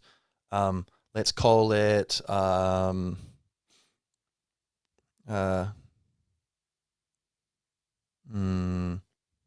that's a fun thing as well, thinking of a title, a name, and usually I'll do it. I'll write the poem and then go, what should the title be, you know? And that's kind of fun, like another level of, you know, almost like putting a song, a name to a song, then you arrange them into an album. You can even put a name on the album, which you also do with the book, you know, like, so I've got, you know, my poetry are kind of organized into books. It's a similar thing. So let's see, name, let's say, it's everyone's fault. There we go. So, but now, yeah, let's do some like, and you know, you could start like, with practice, you can make it more meaningful, but you can start very simple, mess around with it. It'll probably, you'll have ones where, okay, it kind of sounds boring. Just keep doing it. You're building up the craft, and then you can make things more interesting, you know, over time, and make it more open up to express yourself more. Same thing as the guitar, you know. I tell people like, you should, yeah, if you want to learn guitar, do it. It doesn't take that long. It's only work. You know, people think, oh, but it's so much work, you know. Same thing with anything. Starting something new, oh, it's so much work though, you know. No, actually, the frame of mind where it is a lot of work, that's just the beginning. But then once you get to a point where you can do enough things that when every time you do it, it's overall a source of pleasure. There might be bits you can't do. You branch out a bit, and that's tricky, whatever. But overall, when you do it, when I'm playing the guitar, or when I'm going to, if you're going to do like you're dancing, you're learning a dance, whatever, and you can express yourself when you're doing it, so that overall, mostly it's a source of pleasure. Then that's the point where you're just going to do it all the time. It's just for selfish reasons, just like whatever, eating cake or something. It's not like, oh, it's just find it really hard to stay motivated, you know, reaching my cake goals. Like, no, you're just going to do it because it's easy. It feels good, you know. So you just need to get to a point where it feels good overall. Might be like, you know, and so with guitar, okay, you practice until you've got, say, the three major chords, and so say, you know, the three main minor chords, whatever, you know, then you can play almost every song. And so once you get there, then whatever songs you like playing, you can play them with this thing. So, oh, I feel like listening to that song. Ooh, well, I could just play that song myself, which is much, much more satisfying. And well, kind of, you need both. You know, it depends. You feel like sometimes the other time, but then that's where it ceases being really practiced. Like I never practice guitar. I just play guitar because I want to all the time. You know, so I play every day. Why wouldn't I? It's so fun. You know. But it was practice at first to get over that hump. So maybe a few months of work, and then it's just, you're good. You know, it's just, you just keep showing up, and it gets easier and easier because it's just more and more. It's more and more enjoyable. You can express yourself more and more. So with poetry, it'd be the same thing. You know, just try to do it. You know, and just in time, eventually, like it's just a source of like expression, and it's a great thing. You can be very happy, or something very meaningful happens, and I can capture it in a poem, and for later, you know, like, and just for the moment, it amplifies the moment itself. You know, even. So the moment, it's like the feedback loop in real time of like making life more artful, and art more lively, and then, but or also just for later, seeing your feelings of things, kind of marking things, recording and understanding things. But where you're at, you could read that years later, go, oh, look, like there's poems for me when I'm like 15. It's like, well, interesting. You know, it's a strange, you know, and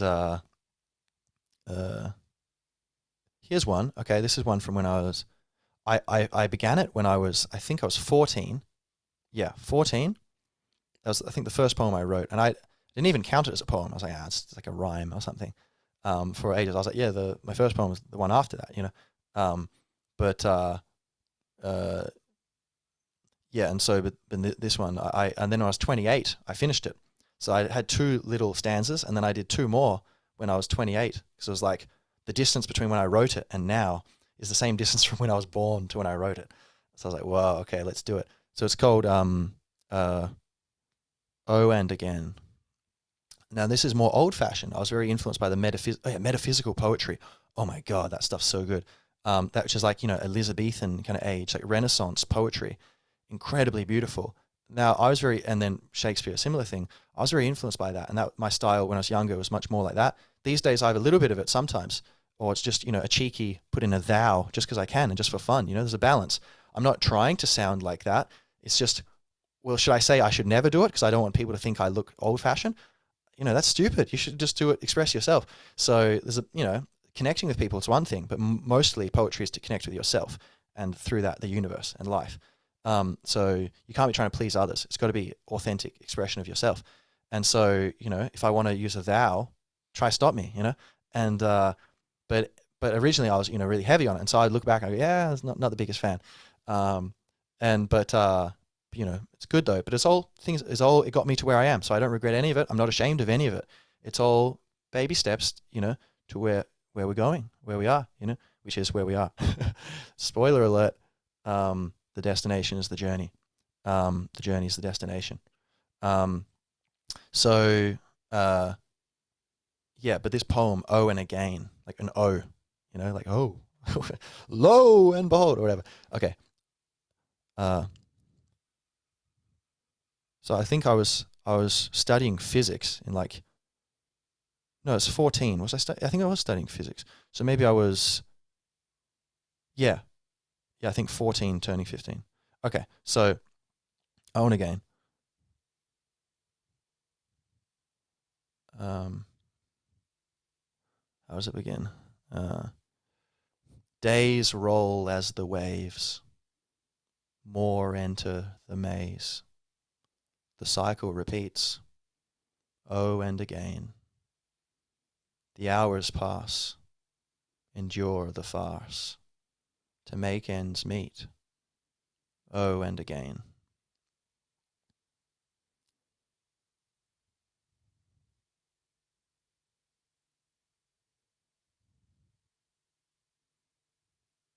Age now remembers an origin tender, and wisdom smiles, Oh and Again. Oh and again, ever much the same, forever and always, once known by a name.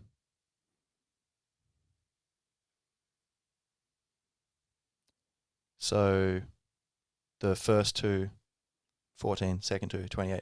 That's kind of an interesting relationship you can cultivate with yourself through poetry, Anyway, yeah.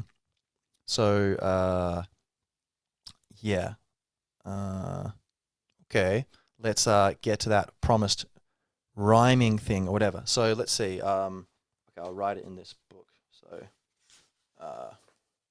we can see. So okay, let's go. I don't know. Might even no, that doesn't work. Okay. So and in general, I don't have a theme really when I start writing. It's just kind of like a feeling comes out. I don't know where it's going. It's just a wave, and then I'll turn it into something. Occasionally, I have something I want to write about. Something's on my mind, and so I'll express it like that. So I think I said this, but so I'm just going to go from nowhere. Just say something that pops into my head.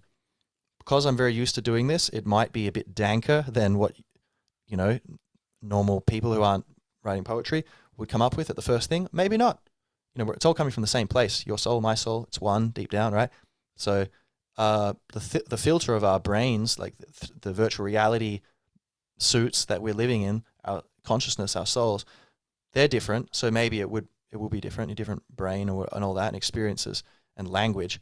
But nonetheless, like I think you might come up with some amazing stuff out of nowhere, but don't be disheartened if it's like kind of simple. But let's go. Let's see. Uh, time. Uh, time asked me a question. That sounds nice.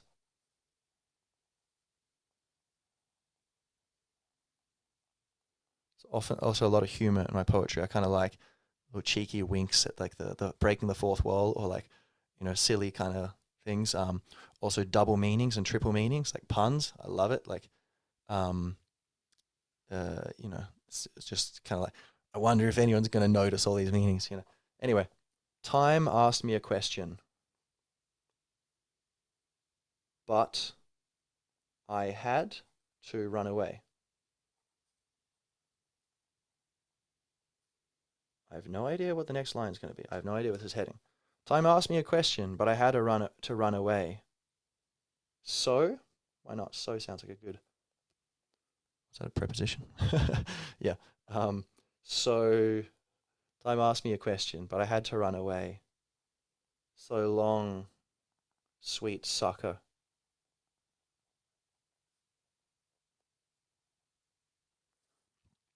Um,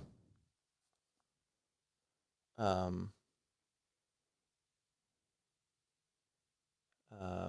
so time asked me a question, but I had to run away. So long, sweet sucker. Said,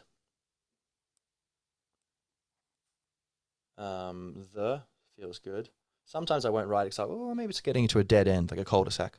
So you might think ahead a little bit, but sometimes you got a feeling, it's going somewhere. Time asked me a question, but I had to run away. So long, sweet sucker. Let's put that exclamation mark and like speech quotation marks. Time asked me a question, but I had to run away. So long, sweet sucker. Said, um,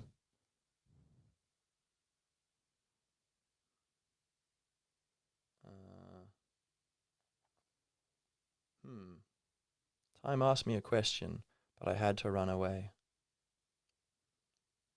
So long, sweet sucker. Now I feel like it's getting a bit too chaotic, so I'm going to have to tie it together, make it mean something more, right? Um, Time asked me a question, but I had to run away.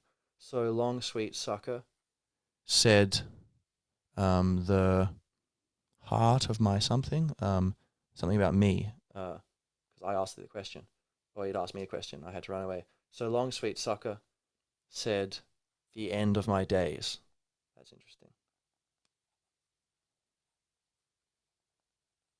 So that line came to me before I knew what it meant. I'm just like, what does that mean? That's interesting.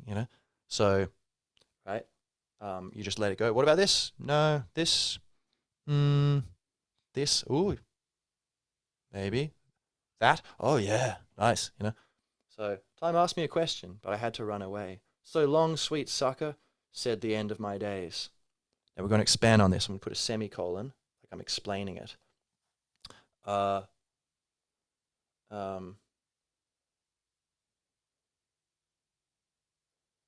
my own doom was talking. By the way, notice the structure so far was A, B, C, B. So there's a rhyme there. The second and fourth lines rhymed.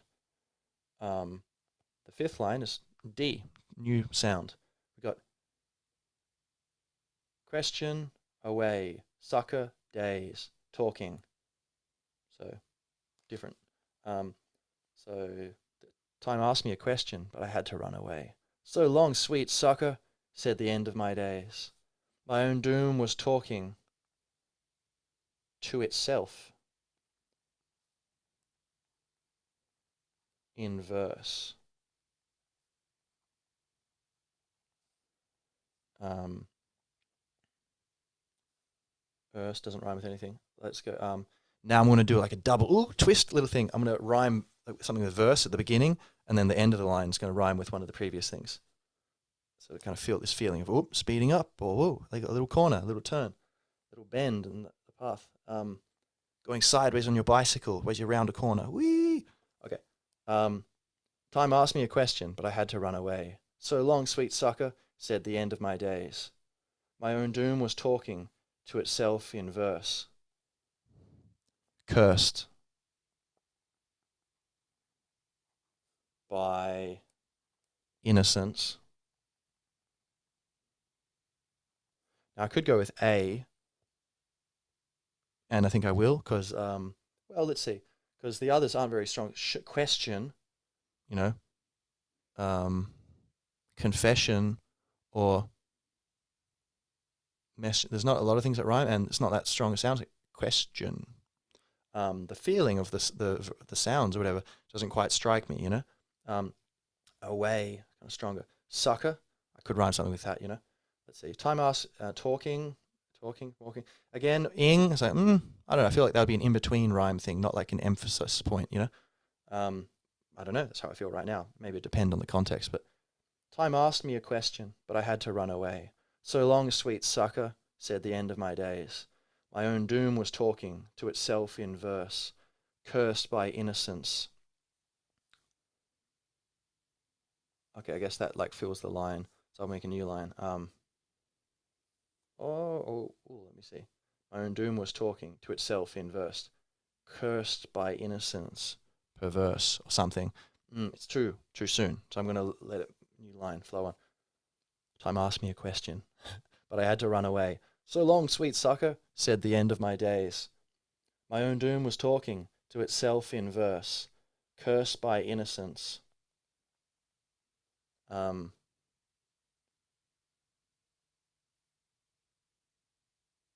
and again, the rhyme, I also want to get the feeling and kind of imagery and kind of meaning. So I'm going to refocus my mind more on, okay, what's the meaning of it?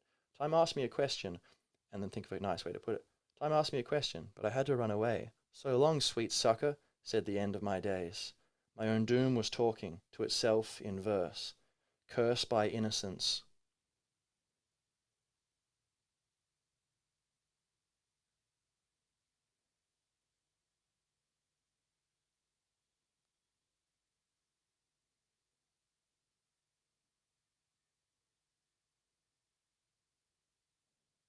Flirting, maybe, with something like earth, cursed, flirting, cursed by innocence, flirting. And yeah, I don't want to care too much about rhyming because it's not the main thing really. It's more about, I guess, the imagery and the meaning, the feeling that they create. Time asked me a question, but I had to run away. So long, sweet sucker, said the end of my days. My own doom was talking to itself in verse, cursed by innocence.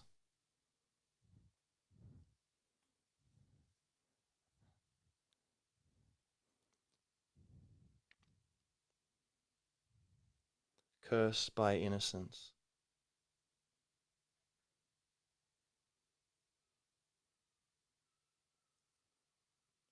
To drive the midwife's hearse.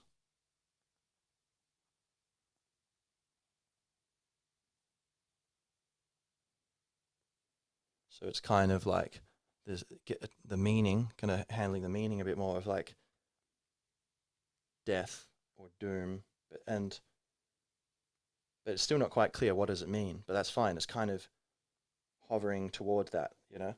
Cursed. It's talking about time and maybe death, and maybe it could be like time in the spiritual sense of like not being present in the moment with silence, but being lost in your mind, which is always almost all past and future. Thinking about that, as well as the present in terms of analyzing, I guess. But or imagination of alternate presents or futures or past. But but in terms of like time, like power of now kind of thing, like getting lost in time, could be that. Time asked me a question, but I had to run away. Oh no, I don't want to. But more likely, I feel like it's more talking about impermanence and the passing of everything, and growing old and dying and that kind of thing. Mortality, time and limitation in general, change. Time asked me a question, but I had to run away. So long, sweet sucker, feeling like, yeah, I can do whatever I want. I'm invincible, said the end of my days. So I think I'm like resisting it, but actually the voice that I'm speaking, that spirit I'm adopting or that's adopting me, is um, the very thing that is like Greek tragedy is going to doom me, or it's actually like impermanence talking, like everything is impermanence, you can't escape from it. Said the end of my days, or it could be more specific, like that particular thing was dooming me, rather than just like hey, in general, there's no escaping death. My own doom was talking. Could say that was my mistake, or just like doom in the sense of the fearful perspective to relate to that, but really it's like kind of tongue in cheek, really just meaning the inevitability of the universe, which is actually a beautiful thing, all things considered. The time asked me a question, but I had to run away. So long, sweet sucker, said the end of my days. My own doom was talking to itself in verse. Curse by innocence. I think maybe something in the middle could be good. Curse by brave innocence. My own doom was talking to itself in verse. Cursed by my own doom was talking to itself in verse. Cursed by brave innocence. No, just cursed by innocence, and then the next one's longer. So dynamics, it's nice to have some things a bit smaller as well. Like music, sad chord, happy chord, sad part of the song, happy part, or fast part, slow part, or whatever. Some of that's good.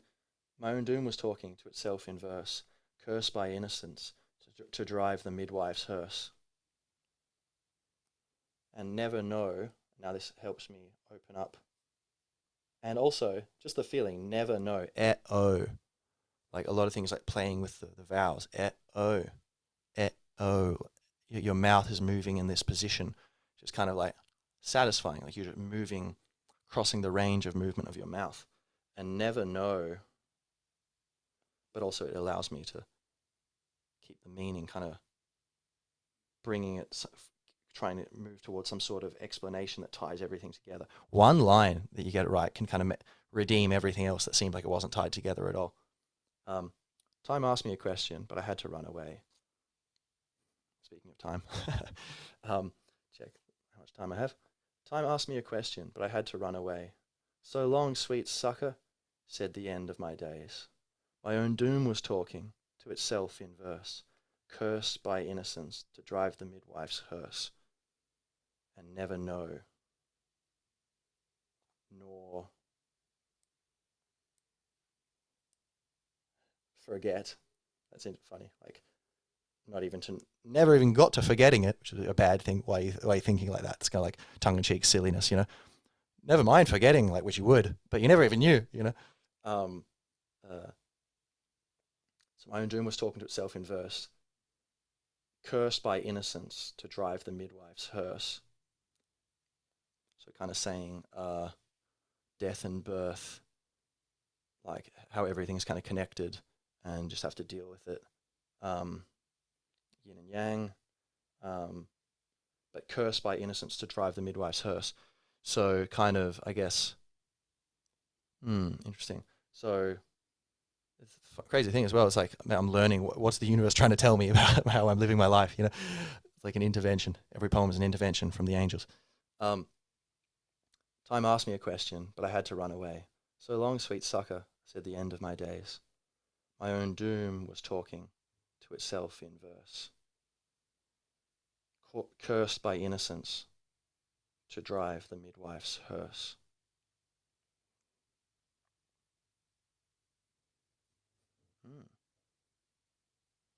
And my mind's kind of going blank, which sometimes happens. So then you go, okay, maybe drink some water. I'm out of water, but oh well. Or just bring in the breath and the silence. Look at some plants. Start talking about history. Wait, not that. Ramses. Quit whispering sweet nothings in my ear. Okay. Time asked me a question, but I had to run away. So long, sweet sucker, said the end of my days. My own doom was talking to itself in verse, cursed by innocence to drive the midwife's hearse. So basically all of this is so much to say I was resisting the divine laws of impermanence and thinking I could get away with it, like, kind of juvenile, disrespectful way. So long, sweet sucker, like, haha, whatever, I'm beautiful, invincible thing. But I'm actually driving the midwife's hearse, so I'm actually moving through time. Um, yeah, born in a vessel which is, both eternal and temporary. Uh, so towards death, to drive the midwife's hearse, and never know nor forget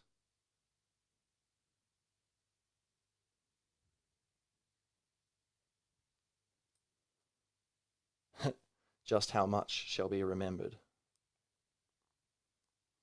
That kind of makes sense, right? Just how much shall be remembered.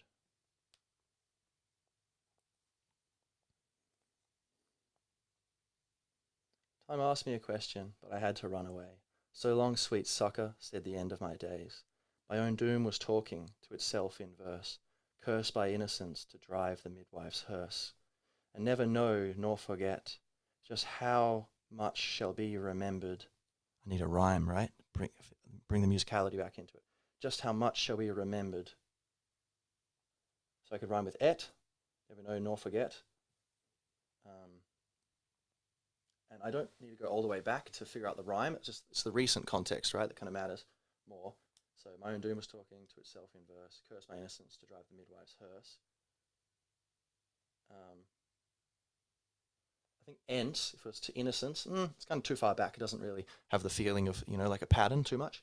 So the mind might not really register it too much. So let's bring something more recent. I've and so we have I've from drive and from never. Um, curse by innocence to drive the midwife's. Drive, right? Internal rhyme. Drive the midwife's. And innocence, midwife, right? Cursed by innocence. I, So he's repeating vowel patterns. Cursed by innocence to drive the midwife's hearse. And never know, o or never know nor forget. Our, just how much shall be remembered, and never know nor forget. And a lot of this is kind of like, you could do it consciously, but a lot of it kind of just happens automatically, or perhaps that's only after you practiced a bunch. I don't know. Let's see. My own doom was talking to itself in verse. Also, going back a bit, quite more than you need to, can kind of get you in the flow, and then your mind will pop up with stuff kind of. Whereas if you go too soon, sometimes it's like, oh, I wasn't ready, like a run up kind of thing. So my own doom was talking to itself in verse, cursed by innocence to drive the midwife's hearse, and never know nor forget just how much shall be remembered.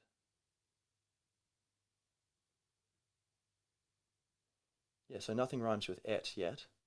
So we've got erse, in a sense, and forget. So they're kind of similar, ence, et, but forget. So if I reinforce that, meaning an et sound, that would probably be a good ending for that line. So cursed by innocence to drive.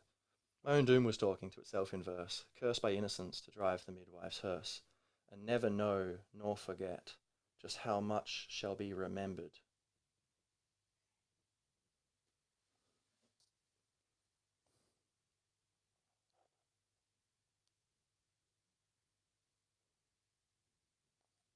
Something about sunrise and sunset, I think.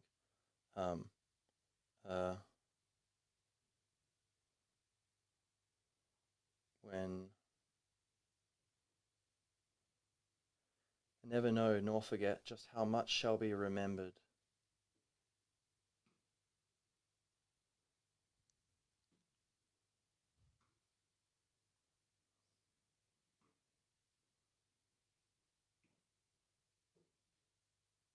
When comes rising, God's sunset? No. And never know nor forget just how much shall be remembered.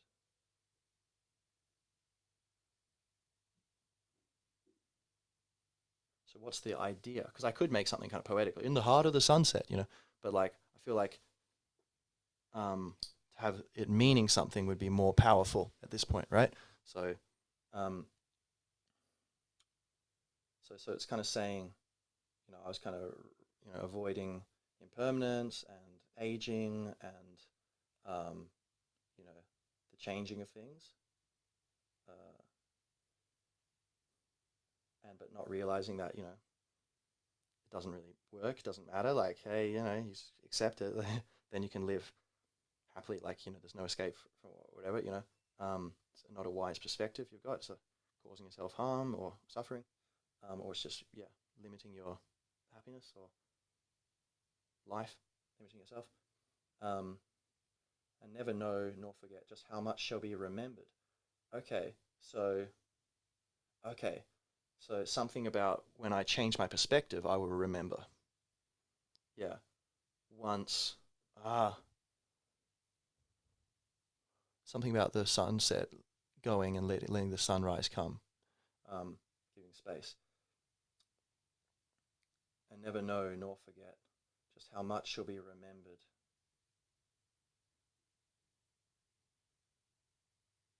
My own doom was talking to itself in verse, cursed by innocence to drive the midwife's hearse. And never know nor forget just how much shall be remembered. At the rising sunset.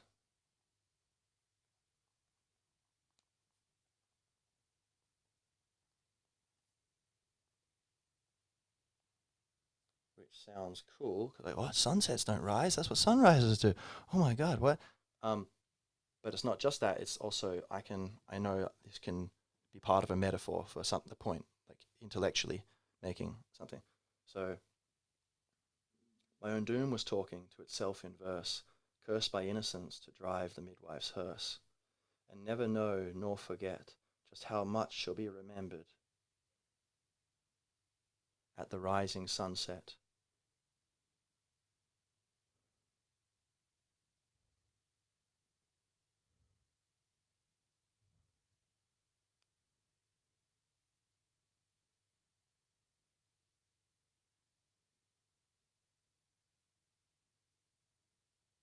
Also, I kind of feel like it'd be nice to make this a sonnet. So how many we got? 2, 4, 6, 8, 10, 11. That'd mean 3 more lines. Although it's not like, strictly speaking, maybe like the rhyme structure of certain older ones, but 14 lines. So, my own doom was talking to itself in verse, cursed by innocence to drive the midwife's hearse, and never know nor forget just how much shall be remembered at the rising sunset.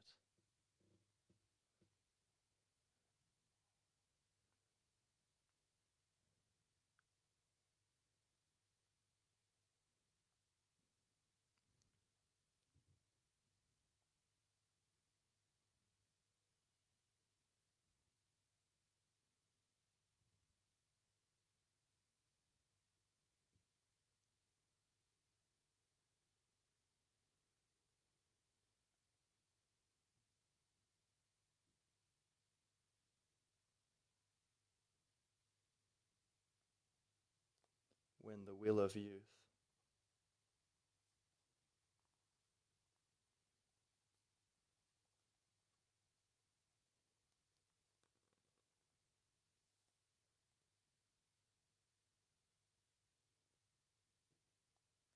by itself in verse, my own doom was talking. It's like, seems like 3 I ams or whatever, or like 6 syllables. Time ask me a question. Okay, so at the sometimes the words are longer, but actually the sounds doesn't quite match up. So just try to keep an eye on like how is it going? Is this the pattern I want of how long they are, or whatever, syllables and stuff. Um, uh, and never know, nor forget. Okay, that's like 7. Or forget is emphasized, so nor's not really part of it. Never know, and never know, nor forget. Oh yeah, kind of. Da da da, and da da da, da da da. 1 2 1 2, 1 2 3. Never know nor forget. It's kind of nor's not emphasized much, so yeah, it kind of is six. Right? Just how much shall be remembered at the rising sunset, when the will of youth, duh, duh, duh, duh, duh, 5, at the rising sunset, at the rising sunset, when the will of youth, um, when the will of youth cries, when the will of youth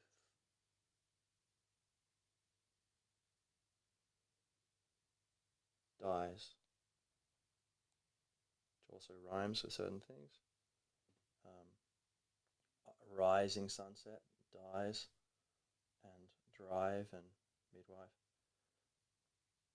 My own doom was talking to itself in verse, cursed by innocence to drive the midwife's hearse, and never know nor forget just how much shall be remembered at the rising sunset, when the will of youth dies. So, oh no! But I'm going to add like to do something, like it's dying to do something. Right, when the will of youth dies.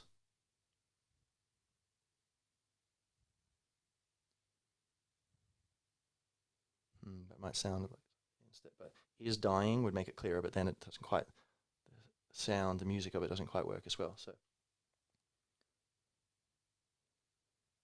and never know nor forget just how much shall be remembered at the rising sunset, when the will of youth dies.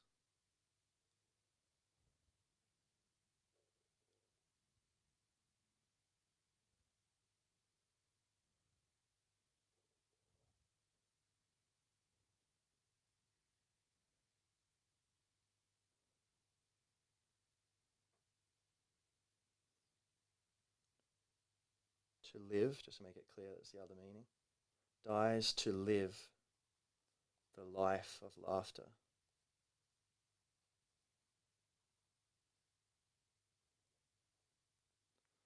So what we got, I think there's one more line, yeah? 2, 4, 6, 8, 10, 12, 13. Yeah, nice, one more of a sonnet.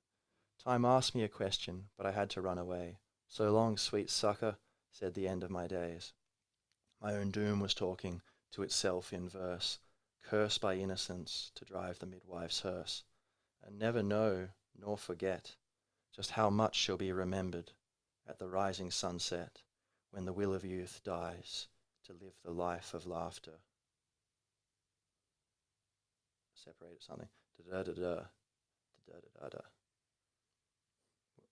The rising sunset, when the will of youth dies to live the life of laughter.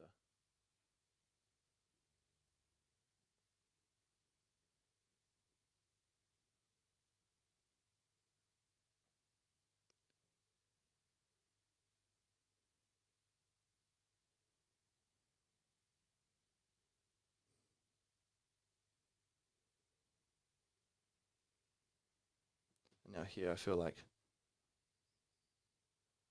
it's kind of like artificial writing the poem to some extent, because I'm like, sharing, like telling what I'm doing and analyzing myself, where normally I wouldn't do that, right? Although it also makes a kind of interesting, different type of poem, but like exploring in a different way. But I feel like the final line must be from a deep emotion, So I'm going to let this absorb into me and kind of see what kind of pops up.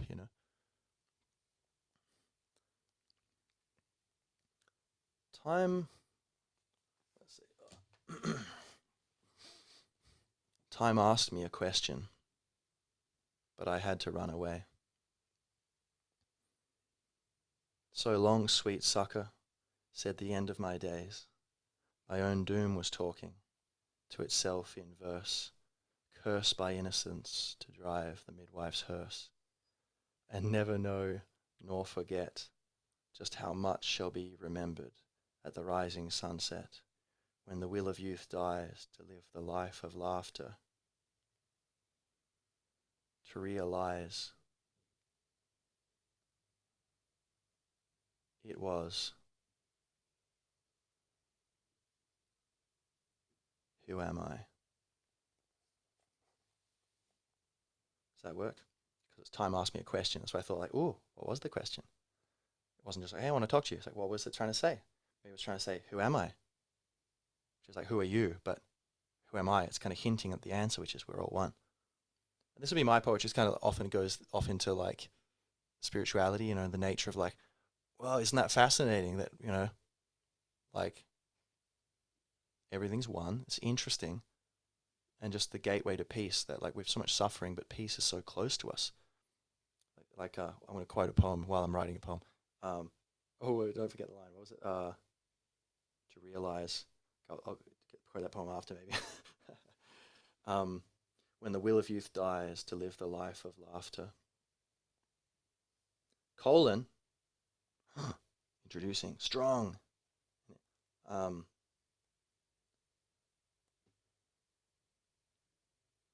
asked me a question, but I had to run away. So long, sweet sucker, said the end of my days. My own doom was talking to itself in verse, cursed by innocence to drive the midwife's hearse. And never know, nor forget, just how much shall be remembered at the rising sunset, when the will of youth dies to live the life of laughter, to realize it was only who am I, which could apply to, let's see, to realize, right there, to realize it was only who am I. Double meaning central, and the poem's finished. Woo, we just need a title. You only heard it like 1,000 times, right? But hey, poem written live for you. Now you know, at least my method, how you do it. Yeah, to live the life of, when the will of youth dies, to live the life of laughter. Double meaning. That could mean the will of youth dies. You go, okay, you know, time moves on. I'm getting old, whatever. C'est la vie, you know, c'est la mort. So, and to live the life of laughter, like you accept impermanence and death and change, and you can be happy. You can enjoy life and laugh, you know, which ironically makes you more youthful, right? And literally will extend your lifespan, you know. So, like, you know, dies in order to live the life of laughter, or so as to live the life of laughter, or and therefore lives the life of laughter. That's one meaning. Or dies to live, like, oh, I'm dying to try that restaurant, you know. And the will of youth dies to live the life of laughter. Like the will of youth really wants to live that life of laughter. And the will of youth could mean the kind of younger perspective humans have, that kind of archetype of who we are when we're younger and blooming and growing and outward exploring, rather than you know, when we're older, kind of coming home to the source, you know, homecoming sort of thing, spiritual homecoming, to do it all over again, I think. But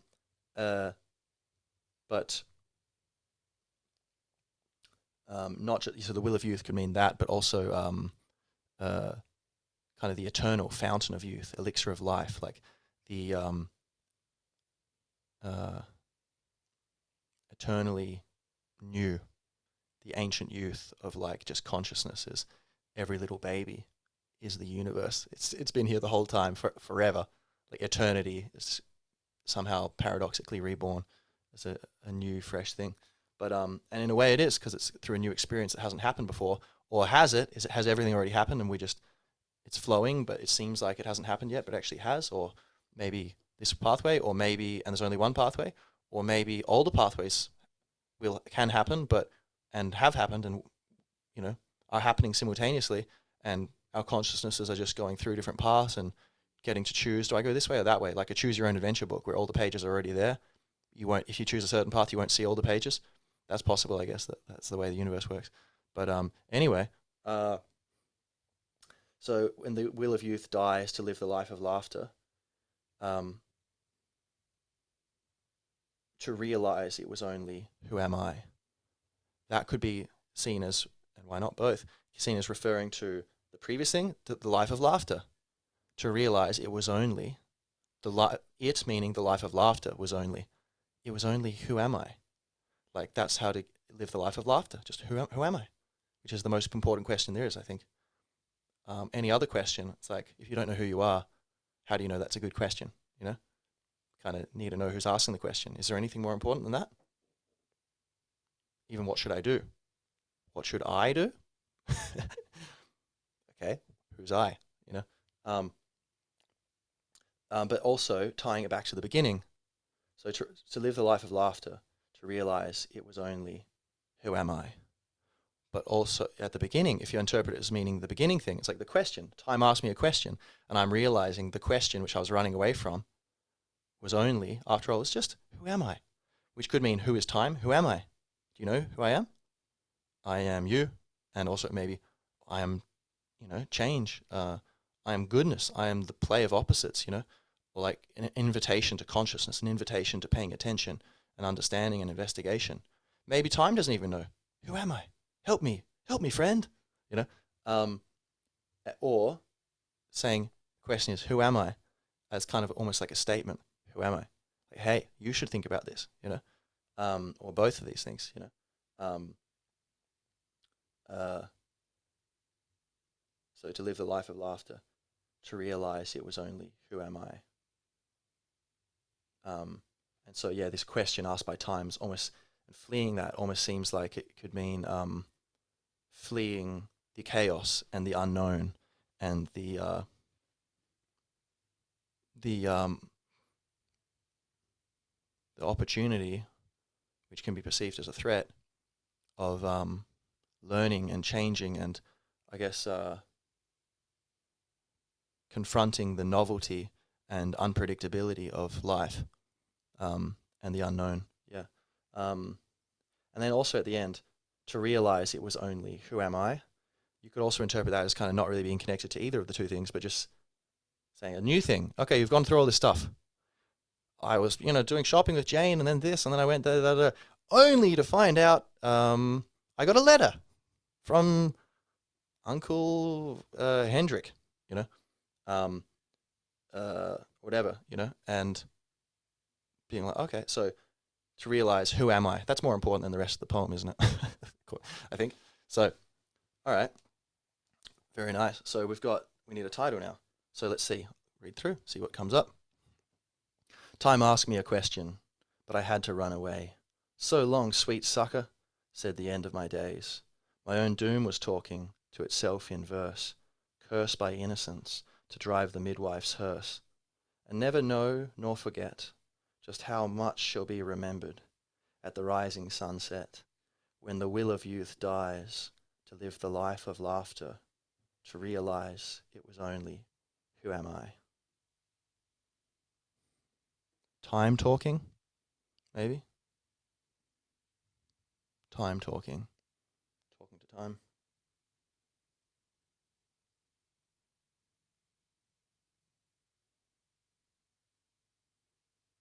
Meeting time. Meeting time. Meeting time is 5 p.m.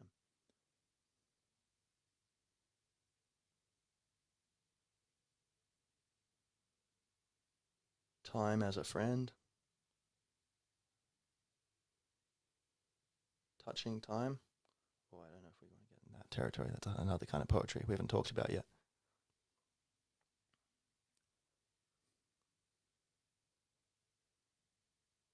So we go through the meaning of it, kind of talking about running away from the, you know, time asking a question, but it's kind of like, thinking about mortality and maybe responsibility and change and things, impermanence, aging, and just kind of all the novelty and confusion and unknown and introspection and questioning, paying attention to the questions of life. So fleeing from questions and the invitation to investigate and understand, and kind of specifically, a bit more specifically, like impermanence. And then kind of saying, and tragically, kind of ironically or tragically, not really realizing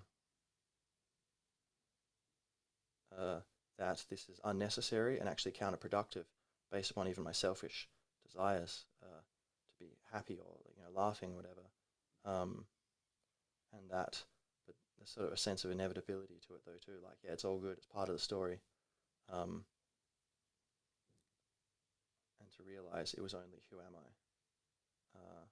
So the connection between time asking me a question, and then realizing at last, it's who am I?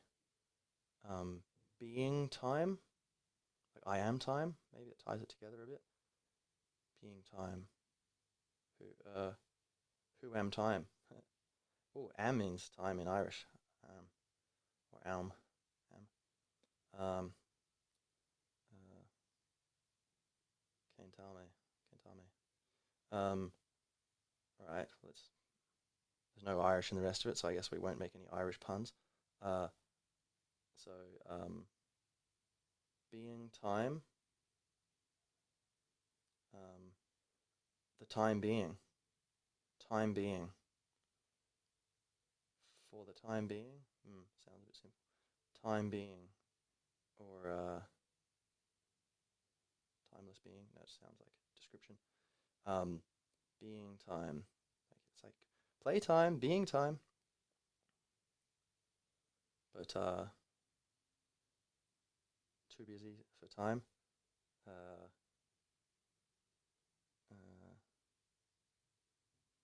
so being time and time talking. Time talking doesn't sound that interesting. Really. It doesn't quite capture the whole idea, does it? Uh,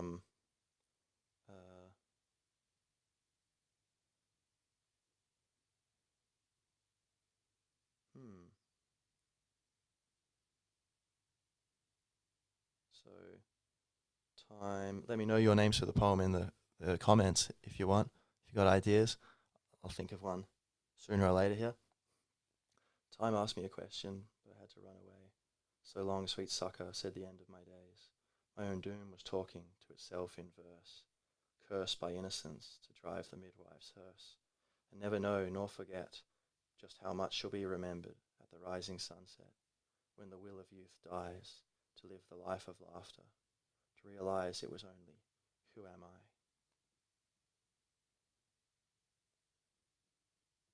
Giving time, making time, time to laugh, time to be, time to live, time to ask,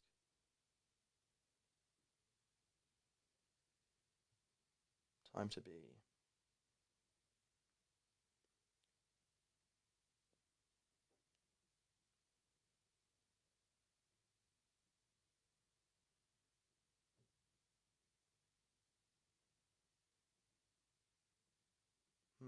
Laughing time,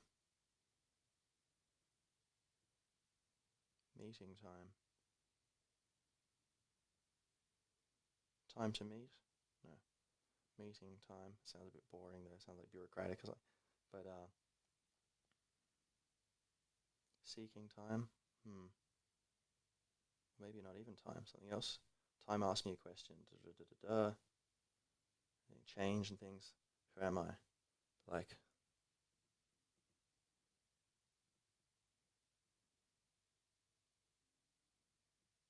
laughing time,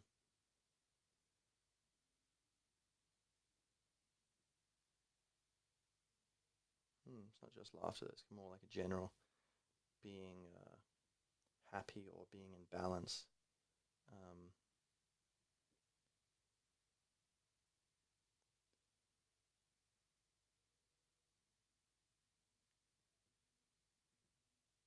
Time to talk.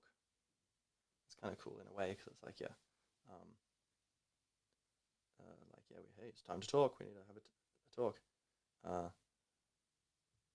Talk with time. Talking time. Talking to time. Time to talk. Yeah, time to laugh. Maybe for now it might go time to laugh. And it's like, yeah, I like that. Because, so it's positive. Time to laugh. Like, hey, enough seriousness. Let's have some fun. Let's laugh, The pen goes down. Also get yourself a nice magical pen. I've had this pen since I was 14, I think. Maybe younger. Parker. Nothing too crazy. Sky blue. Shout out to the color sky blue. Big fan. Um, so let's see here. Oh, ladies and gentlemen, reacquaint myself with the frontal direction here. Now, a little post match analysis. Time to laugh. So like, I'm thinking, you know, like, yeah, it's time to laugh. Let's, you know, stop being so serious. There's a place for seriousness, but you can be more serious in a good way if you can be more silly, you know, and like, or just enjoy humor, and enjoy life, and find the time and the courage and the will to laugh. The will to laugh? No, time to laugh. Time to laugh is cool because it's also like silly a bit, like time to go, time to this, time to laugh. What? There's a scheduled time for laughing? I thought that's like a spontaneous human response to whatever, mystery, novelty, the cosmic giggle. Oh yeah, right? So it's like even the title, Time to Laugh, is kind of reinforcing because it's like, it's time to laugh now. And that itself is kind of a silly statement, which is self-prophetic, like self-fulfilling prophecy. Like maybe you go like, what? It's time to laugh now? Oh, it is. So then it was scheduled because it was already written down. So then it's not even funny because it was true. It wasn't silly. But then it's like this statement is false. It's like, but wait a minute. Okay, if I believe you, then that's true. But if your statement's true, then what you said originally is not accurate. You said this statement's false. But if that's true, now it's not false. Now it's true. But if the statement is true, then what you said at first was accurate. So actually, no, if it is true, then what you said at first is false. But that which makes it accurate again, right? Anyway, paradoxes. So time to laugh anyway. And also, like, you know, you could say, like, newspaper headlines like, oh, the Queen is to meet the Prime Minister of the Moon. You know? So like, Queen to meet Moon Prime Minister, you know, Moon PM, whatever. That'd be quite a headline. So time to laugh. Like, time is to laugh, you know. Time is to laugh at 3 p.m. today. Like, newsflash. But also time, like the character in the little poem story.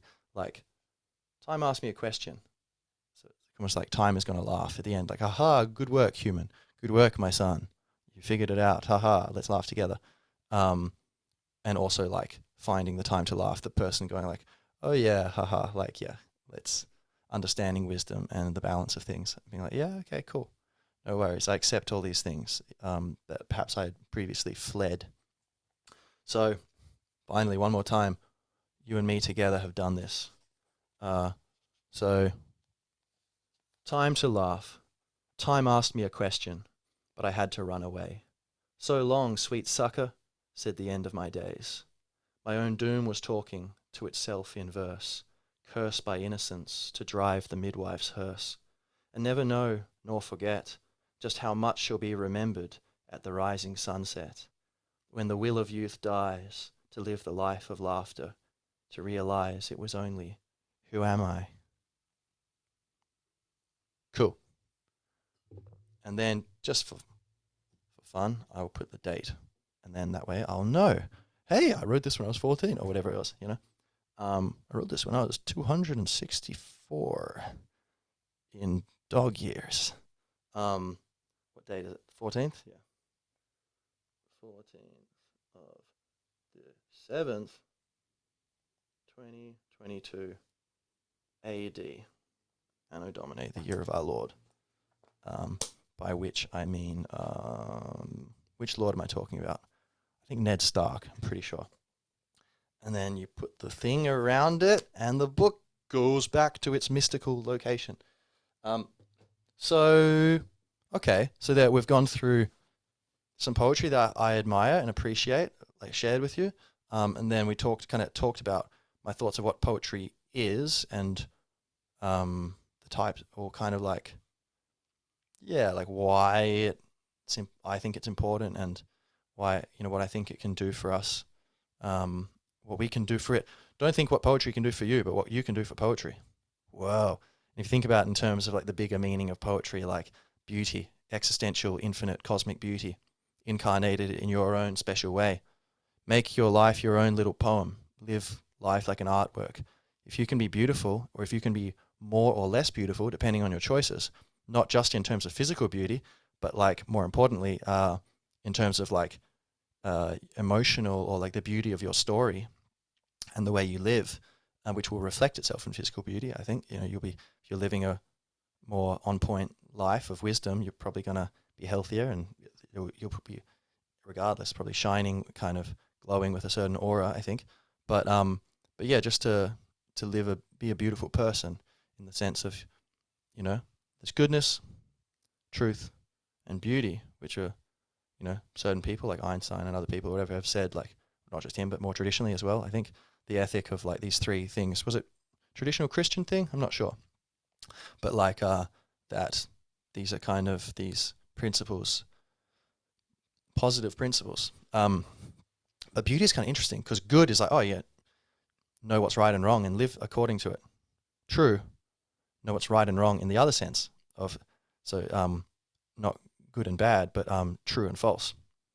So, you know, but for both of those two meanings of right and wrong. So that handles good and true, managing them and incorporating that, integrating that, and embodying that in your life. But then beauty, what's going on there? It's kind of like some Holy Ghost sort of stuff. Like, I don't really know. But I think poetry seems like the gateway. And so just kind of embodying something that kind of calls forth that sacred emotion in us, whatever that is. And so, yeah, you can live according to that, and your life will be a poem. And I'm sure everyone else will be very grateful for you sharing your poetry.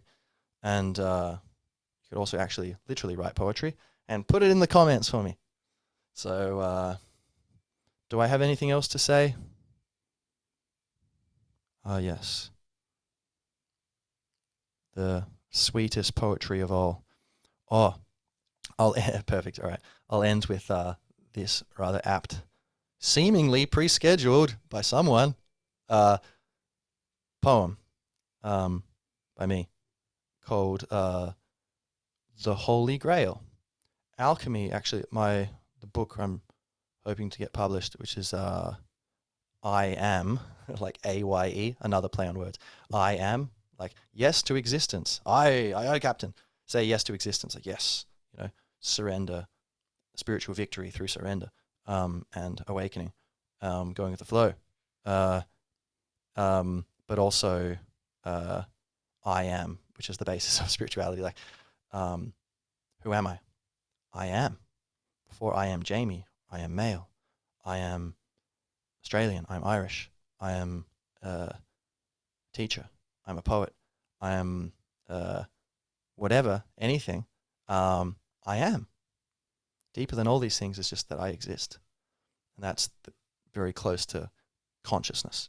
And in the Bible, I think it was said, I am that I am. But, you know, or the thing like before Jesus saying, I think, before Abraham was, I am. Just like, whoa, you know, temporal dislocation there of like the timeless dimension. Anyway, I am being very close to just like who we are, just the soul and the mysterious, inexplicable, ineffable, inevitable, wonderful presence of you and me, whatever that is, and who cares. So now, so I began, I mentioned my first poem I said was Alchemy, which is the beginning of the book, and then this is the last one, right? The Holy Grail. The answer is not to question. The view from the giant's shoulder. Nothing is so beautiful as silence.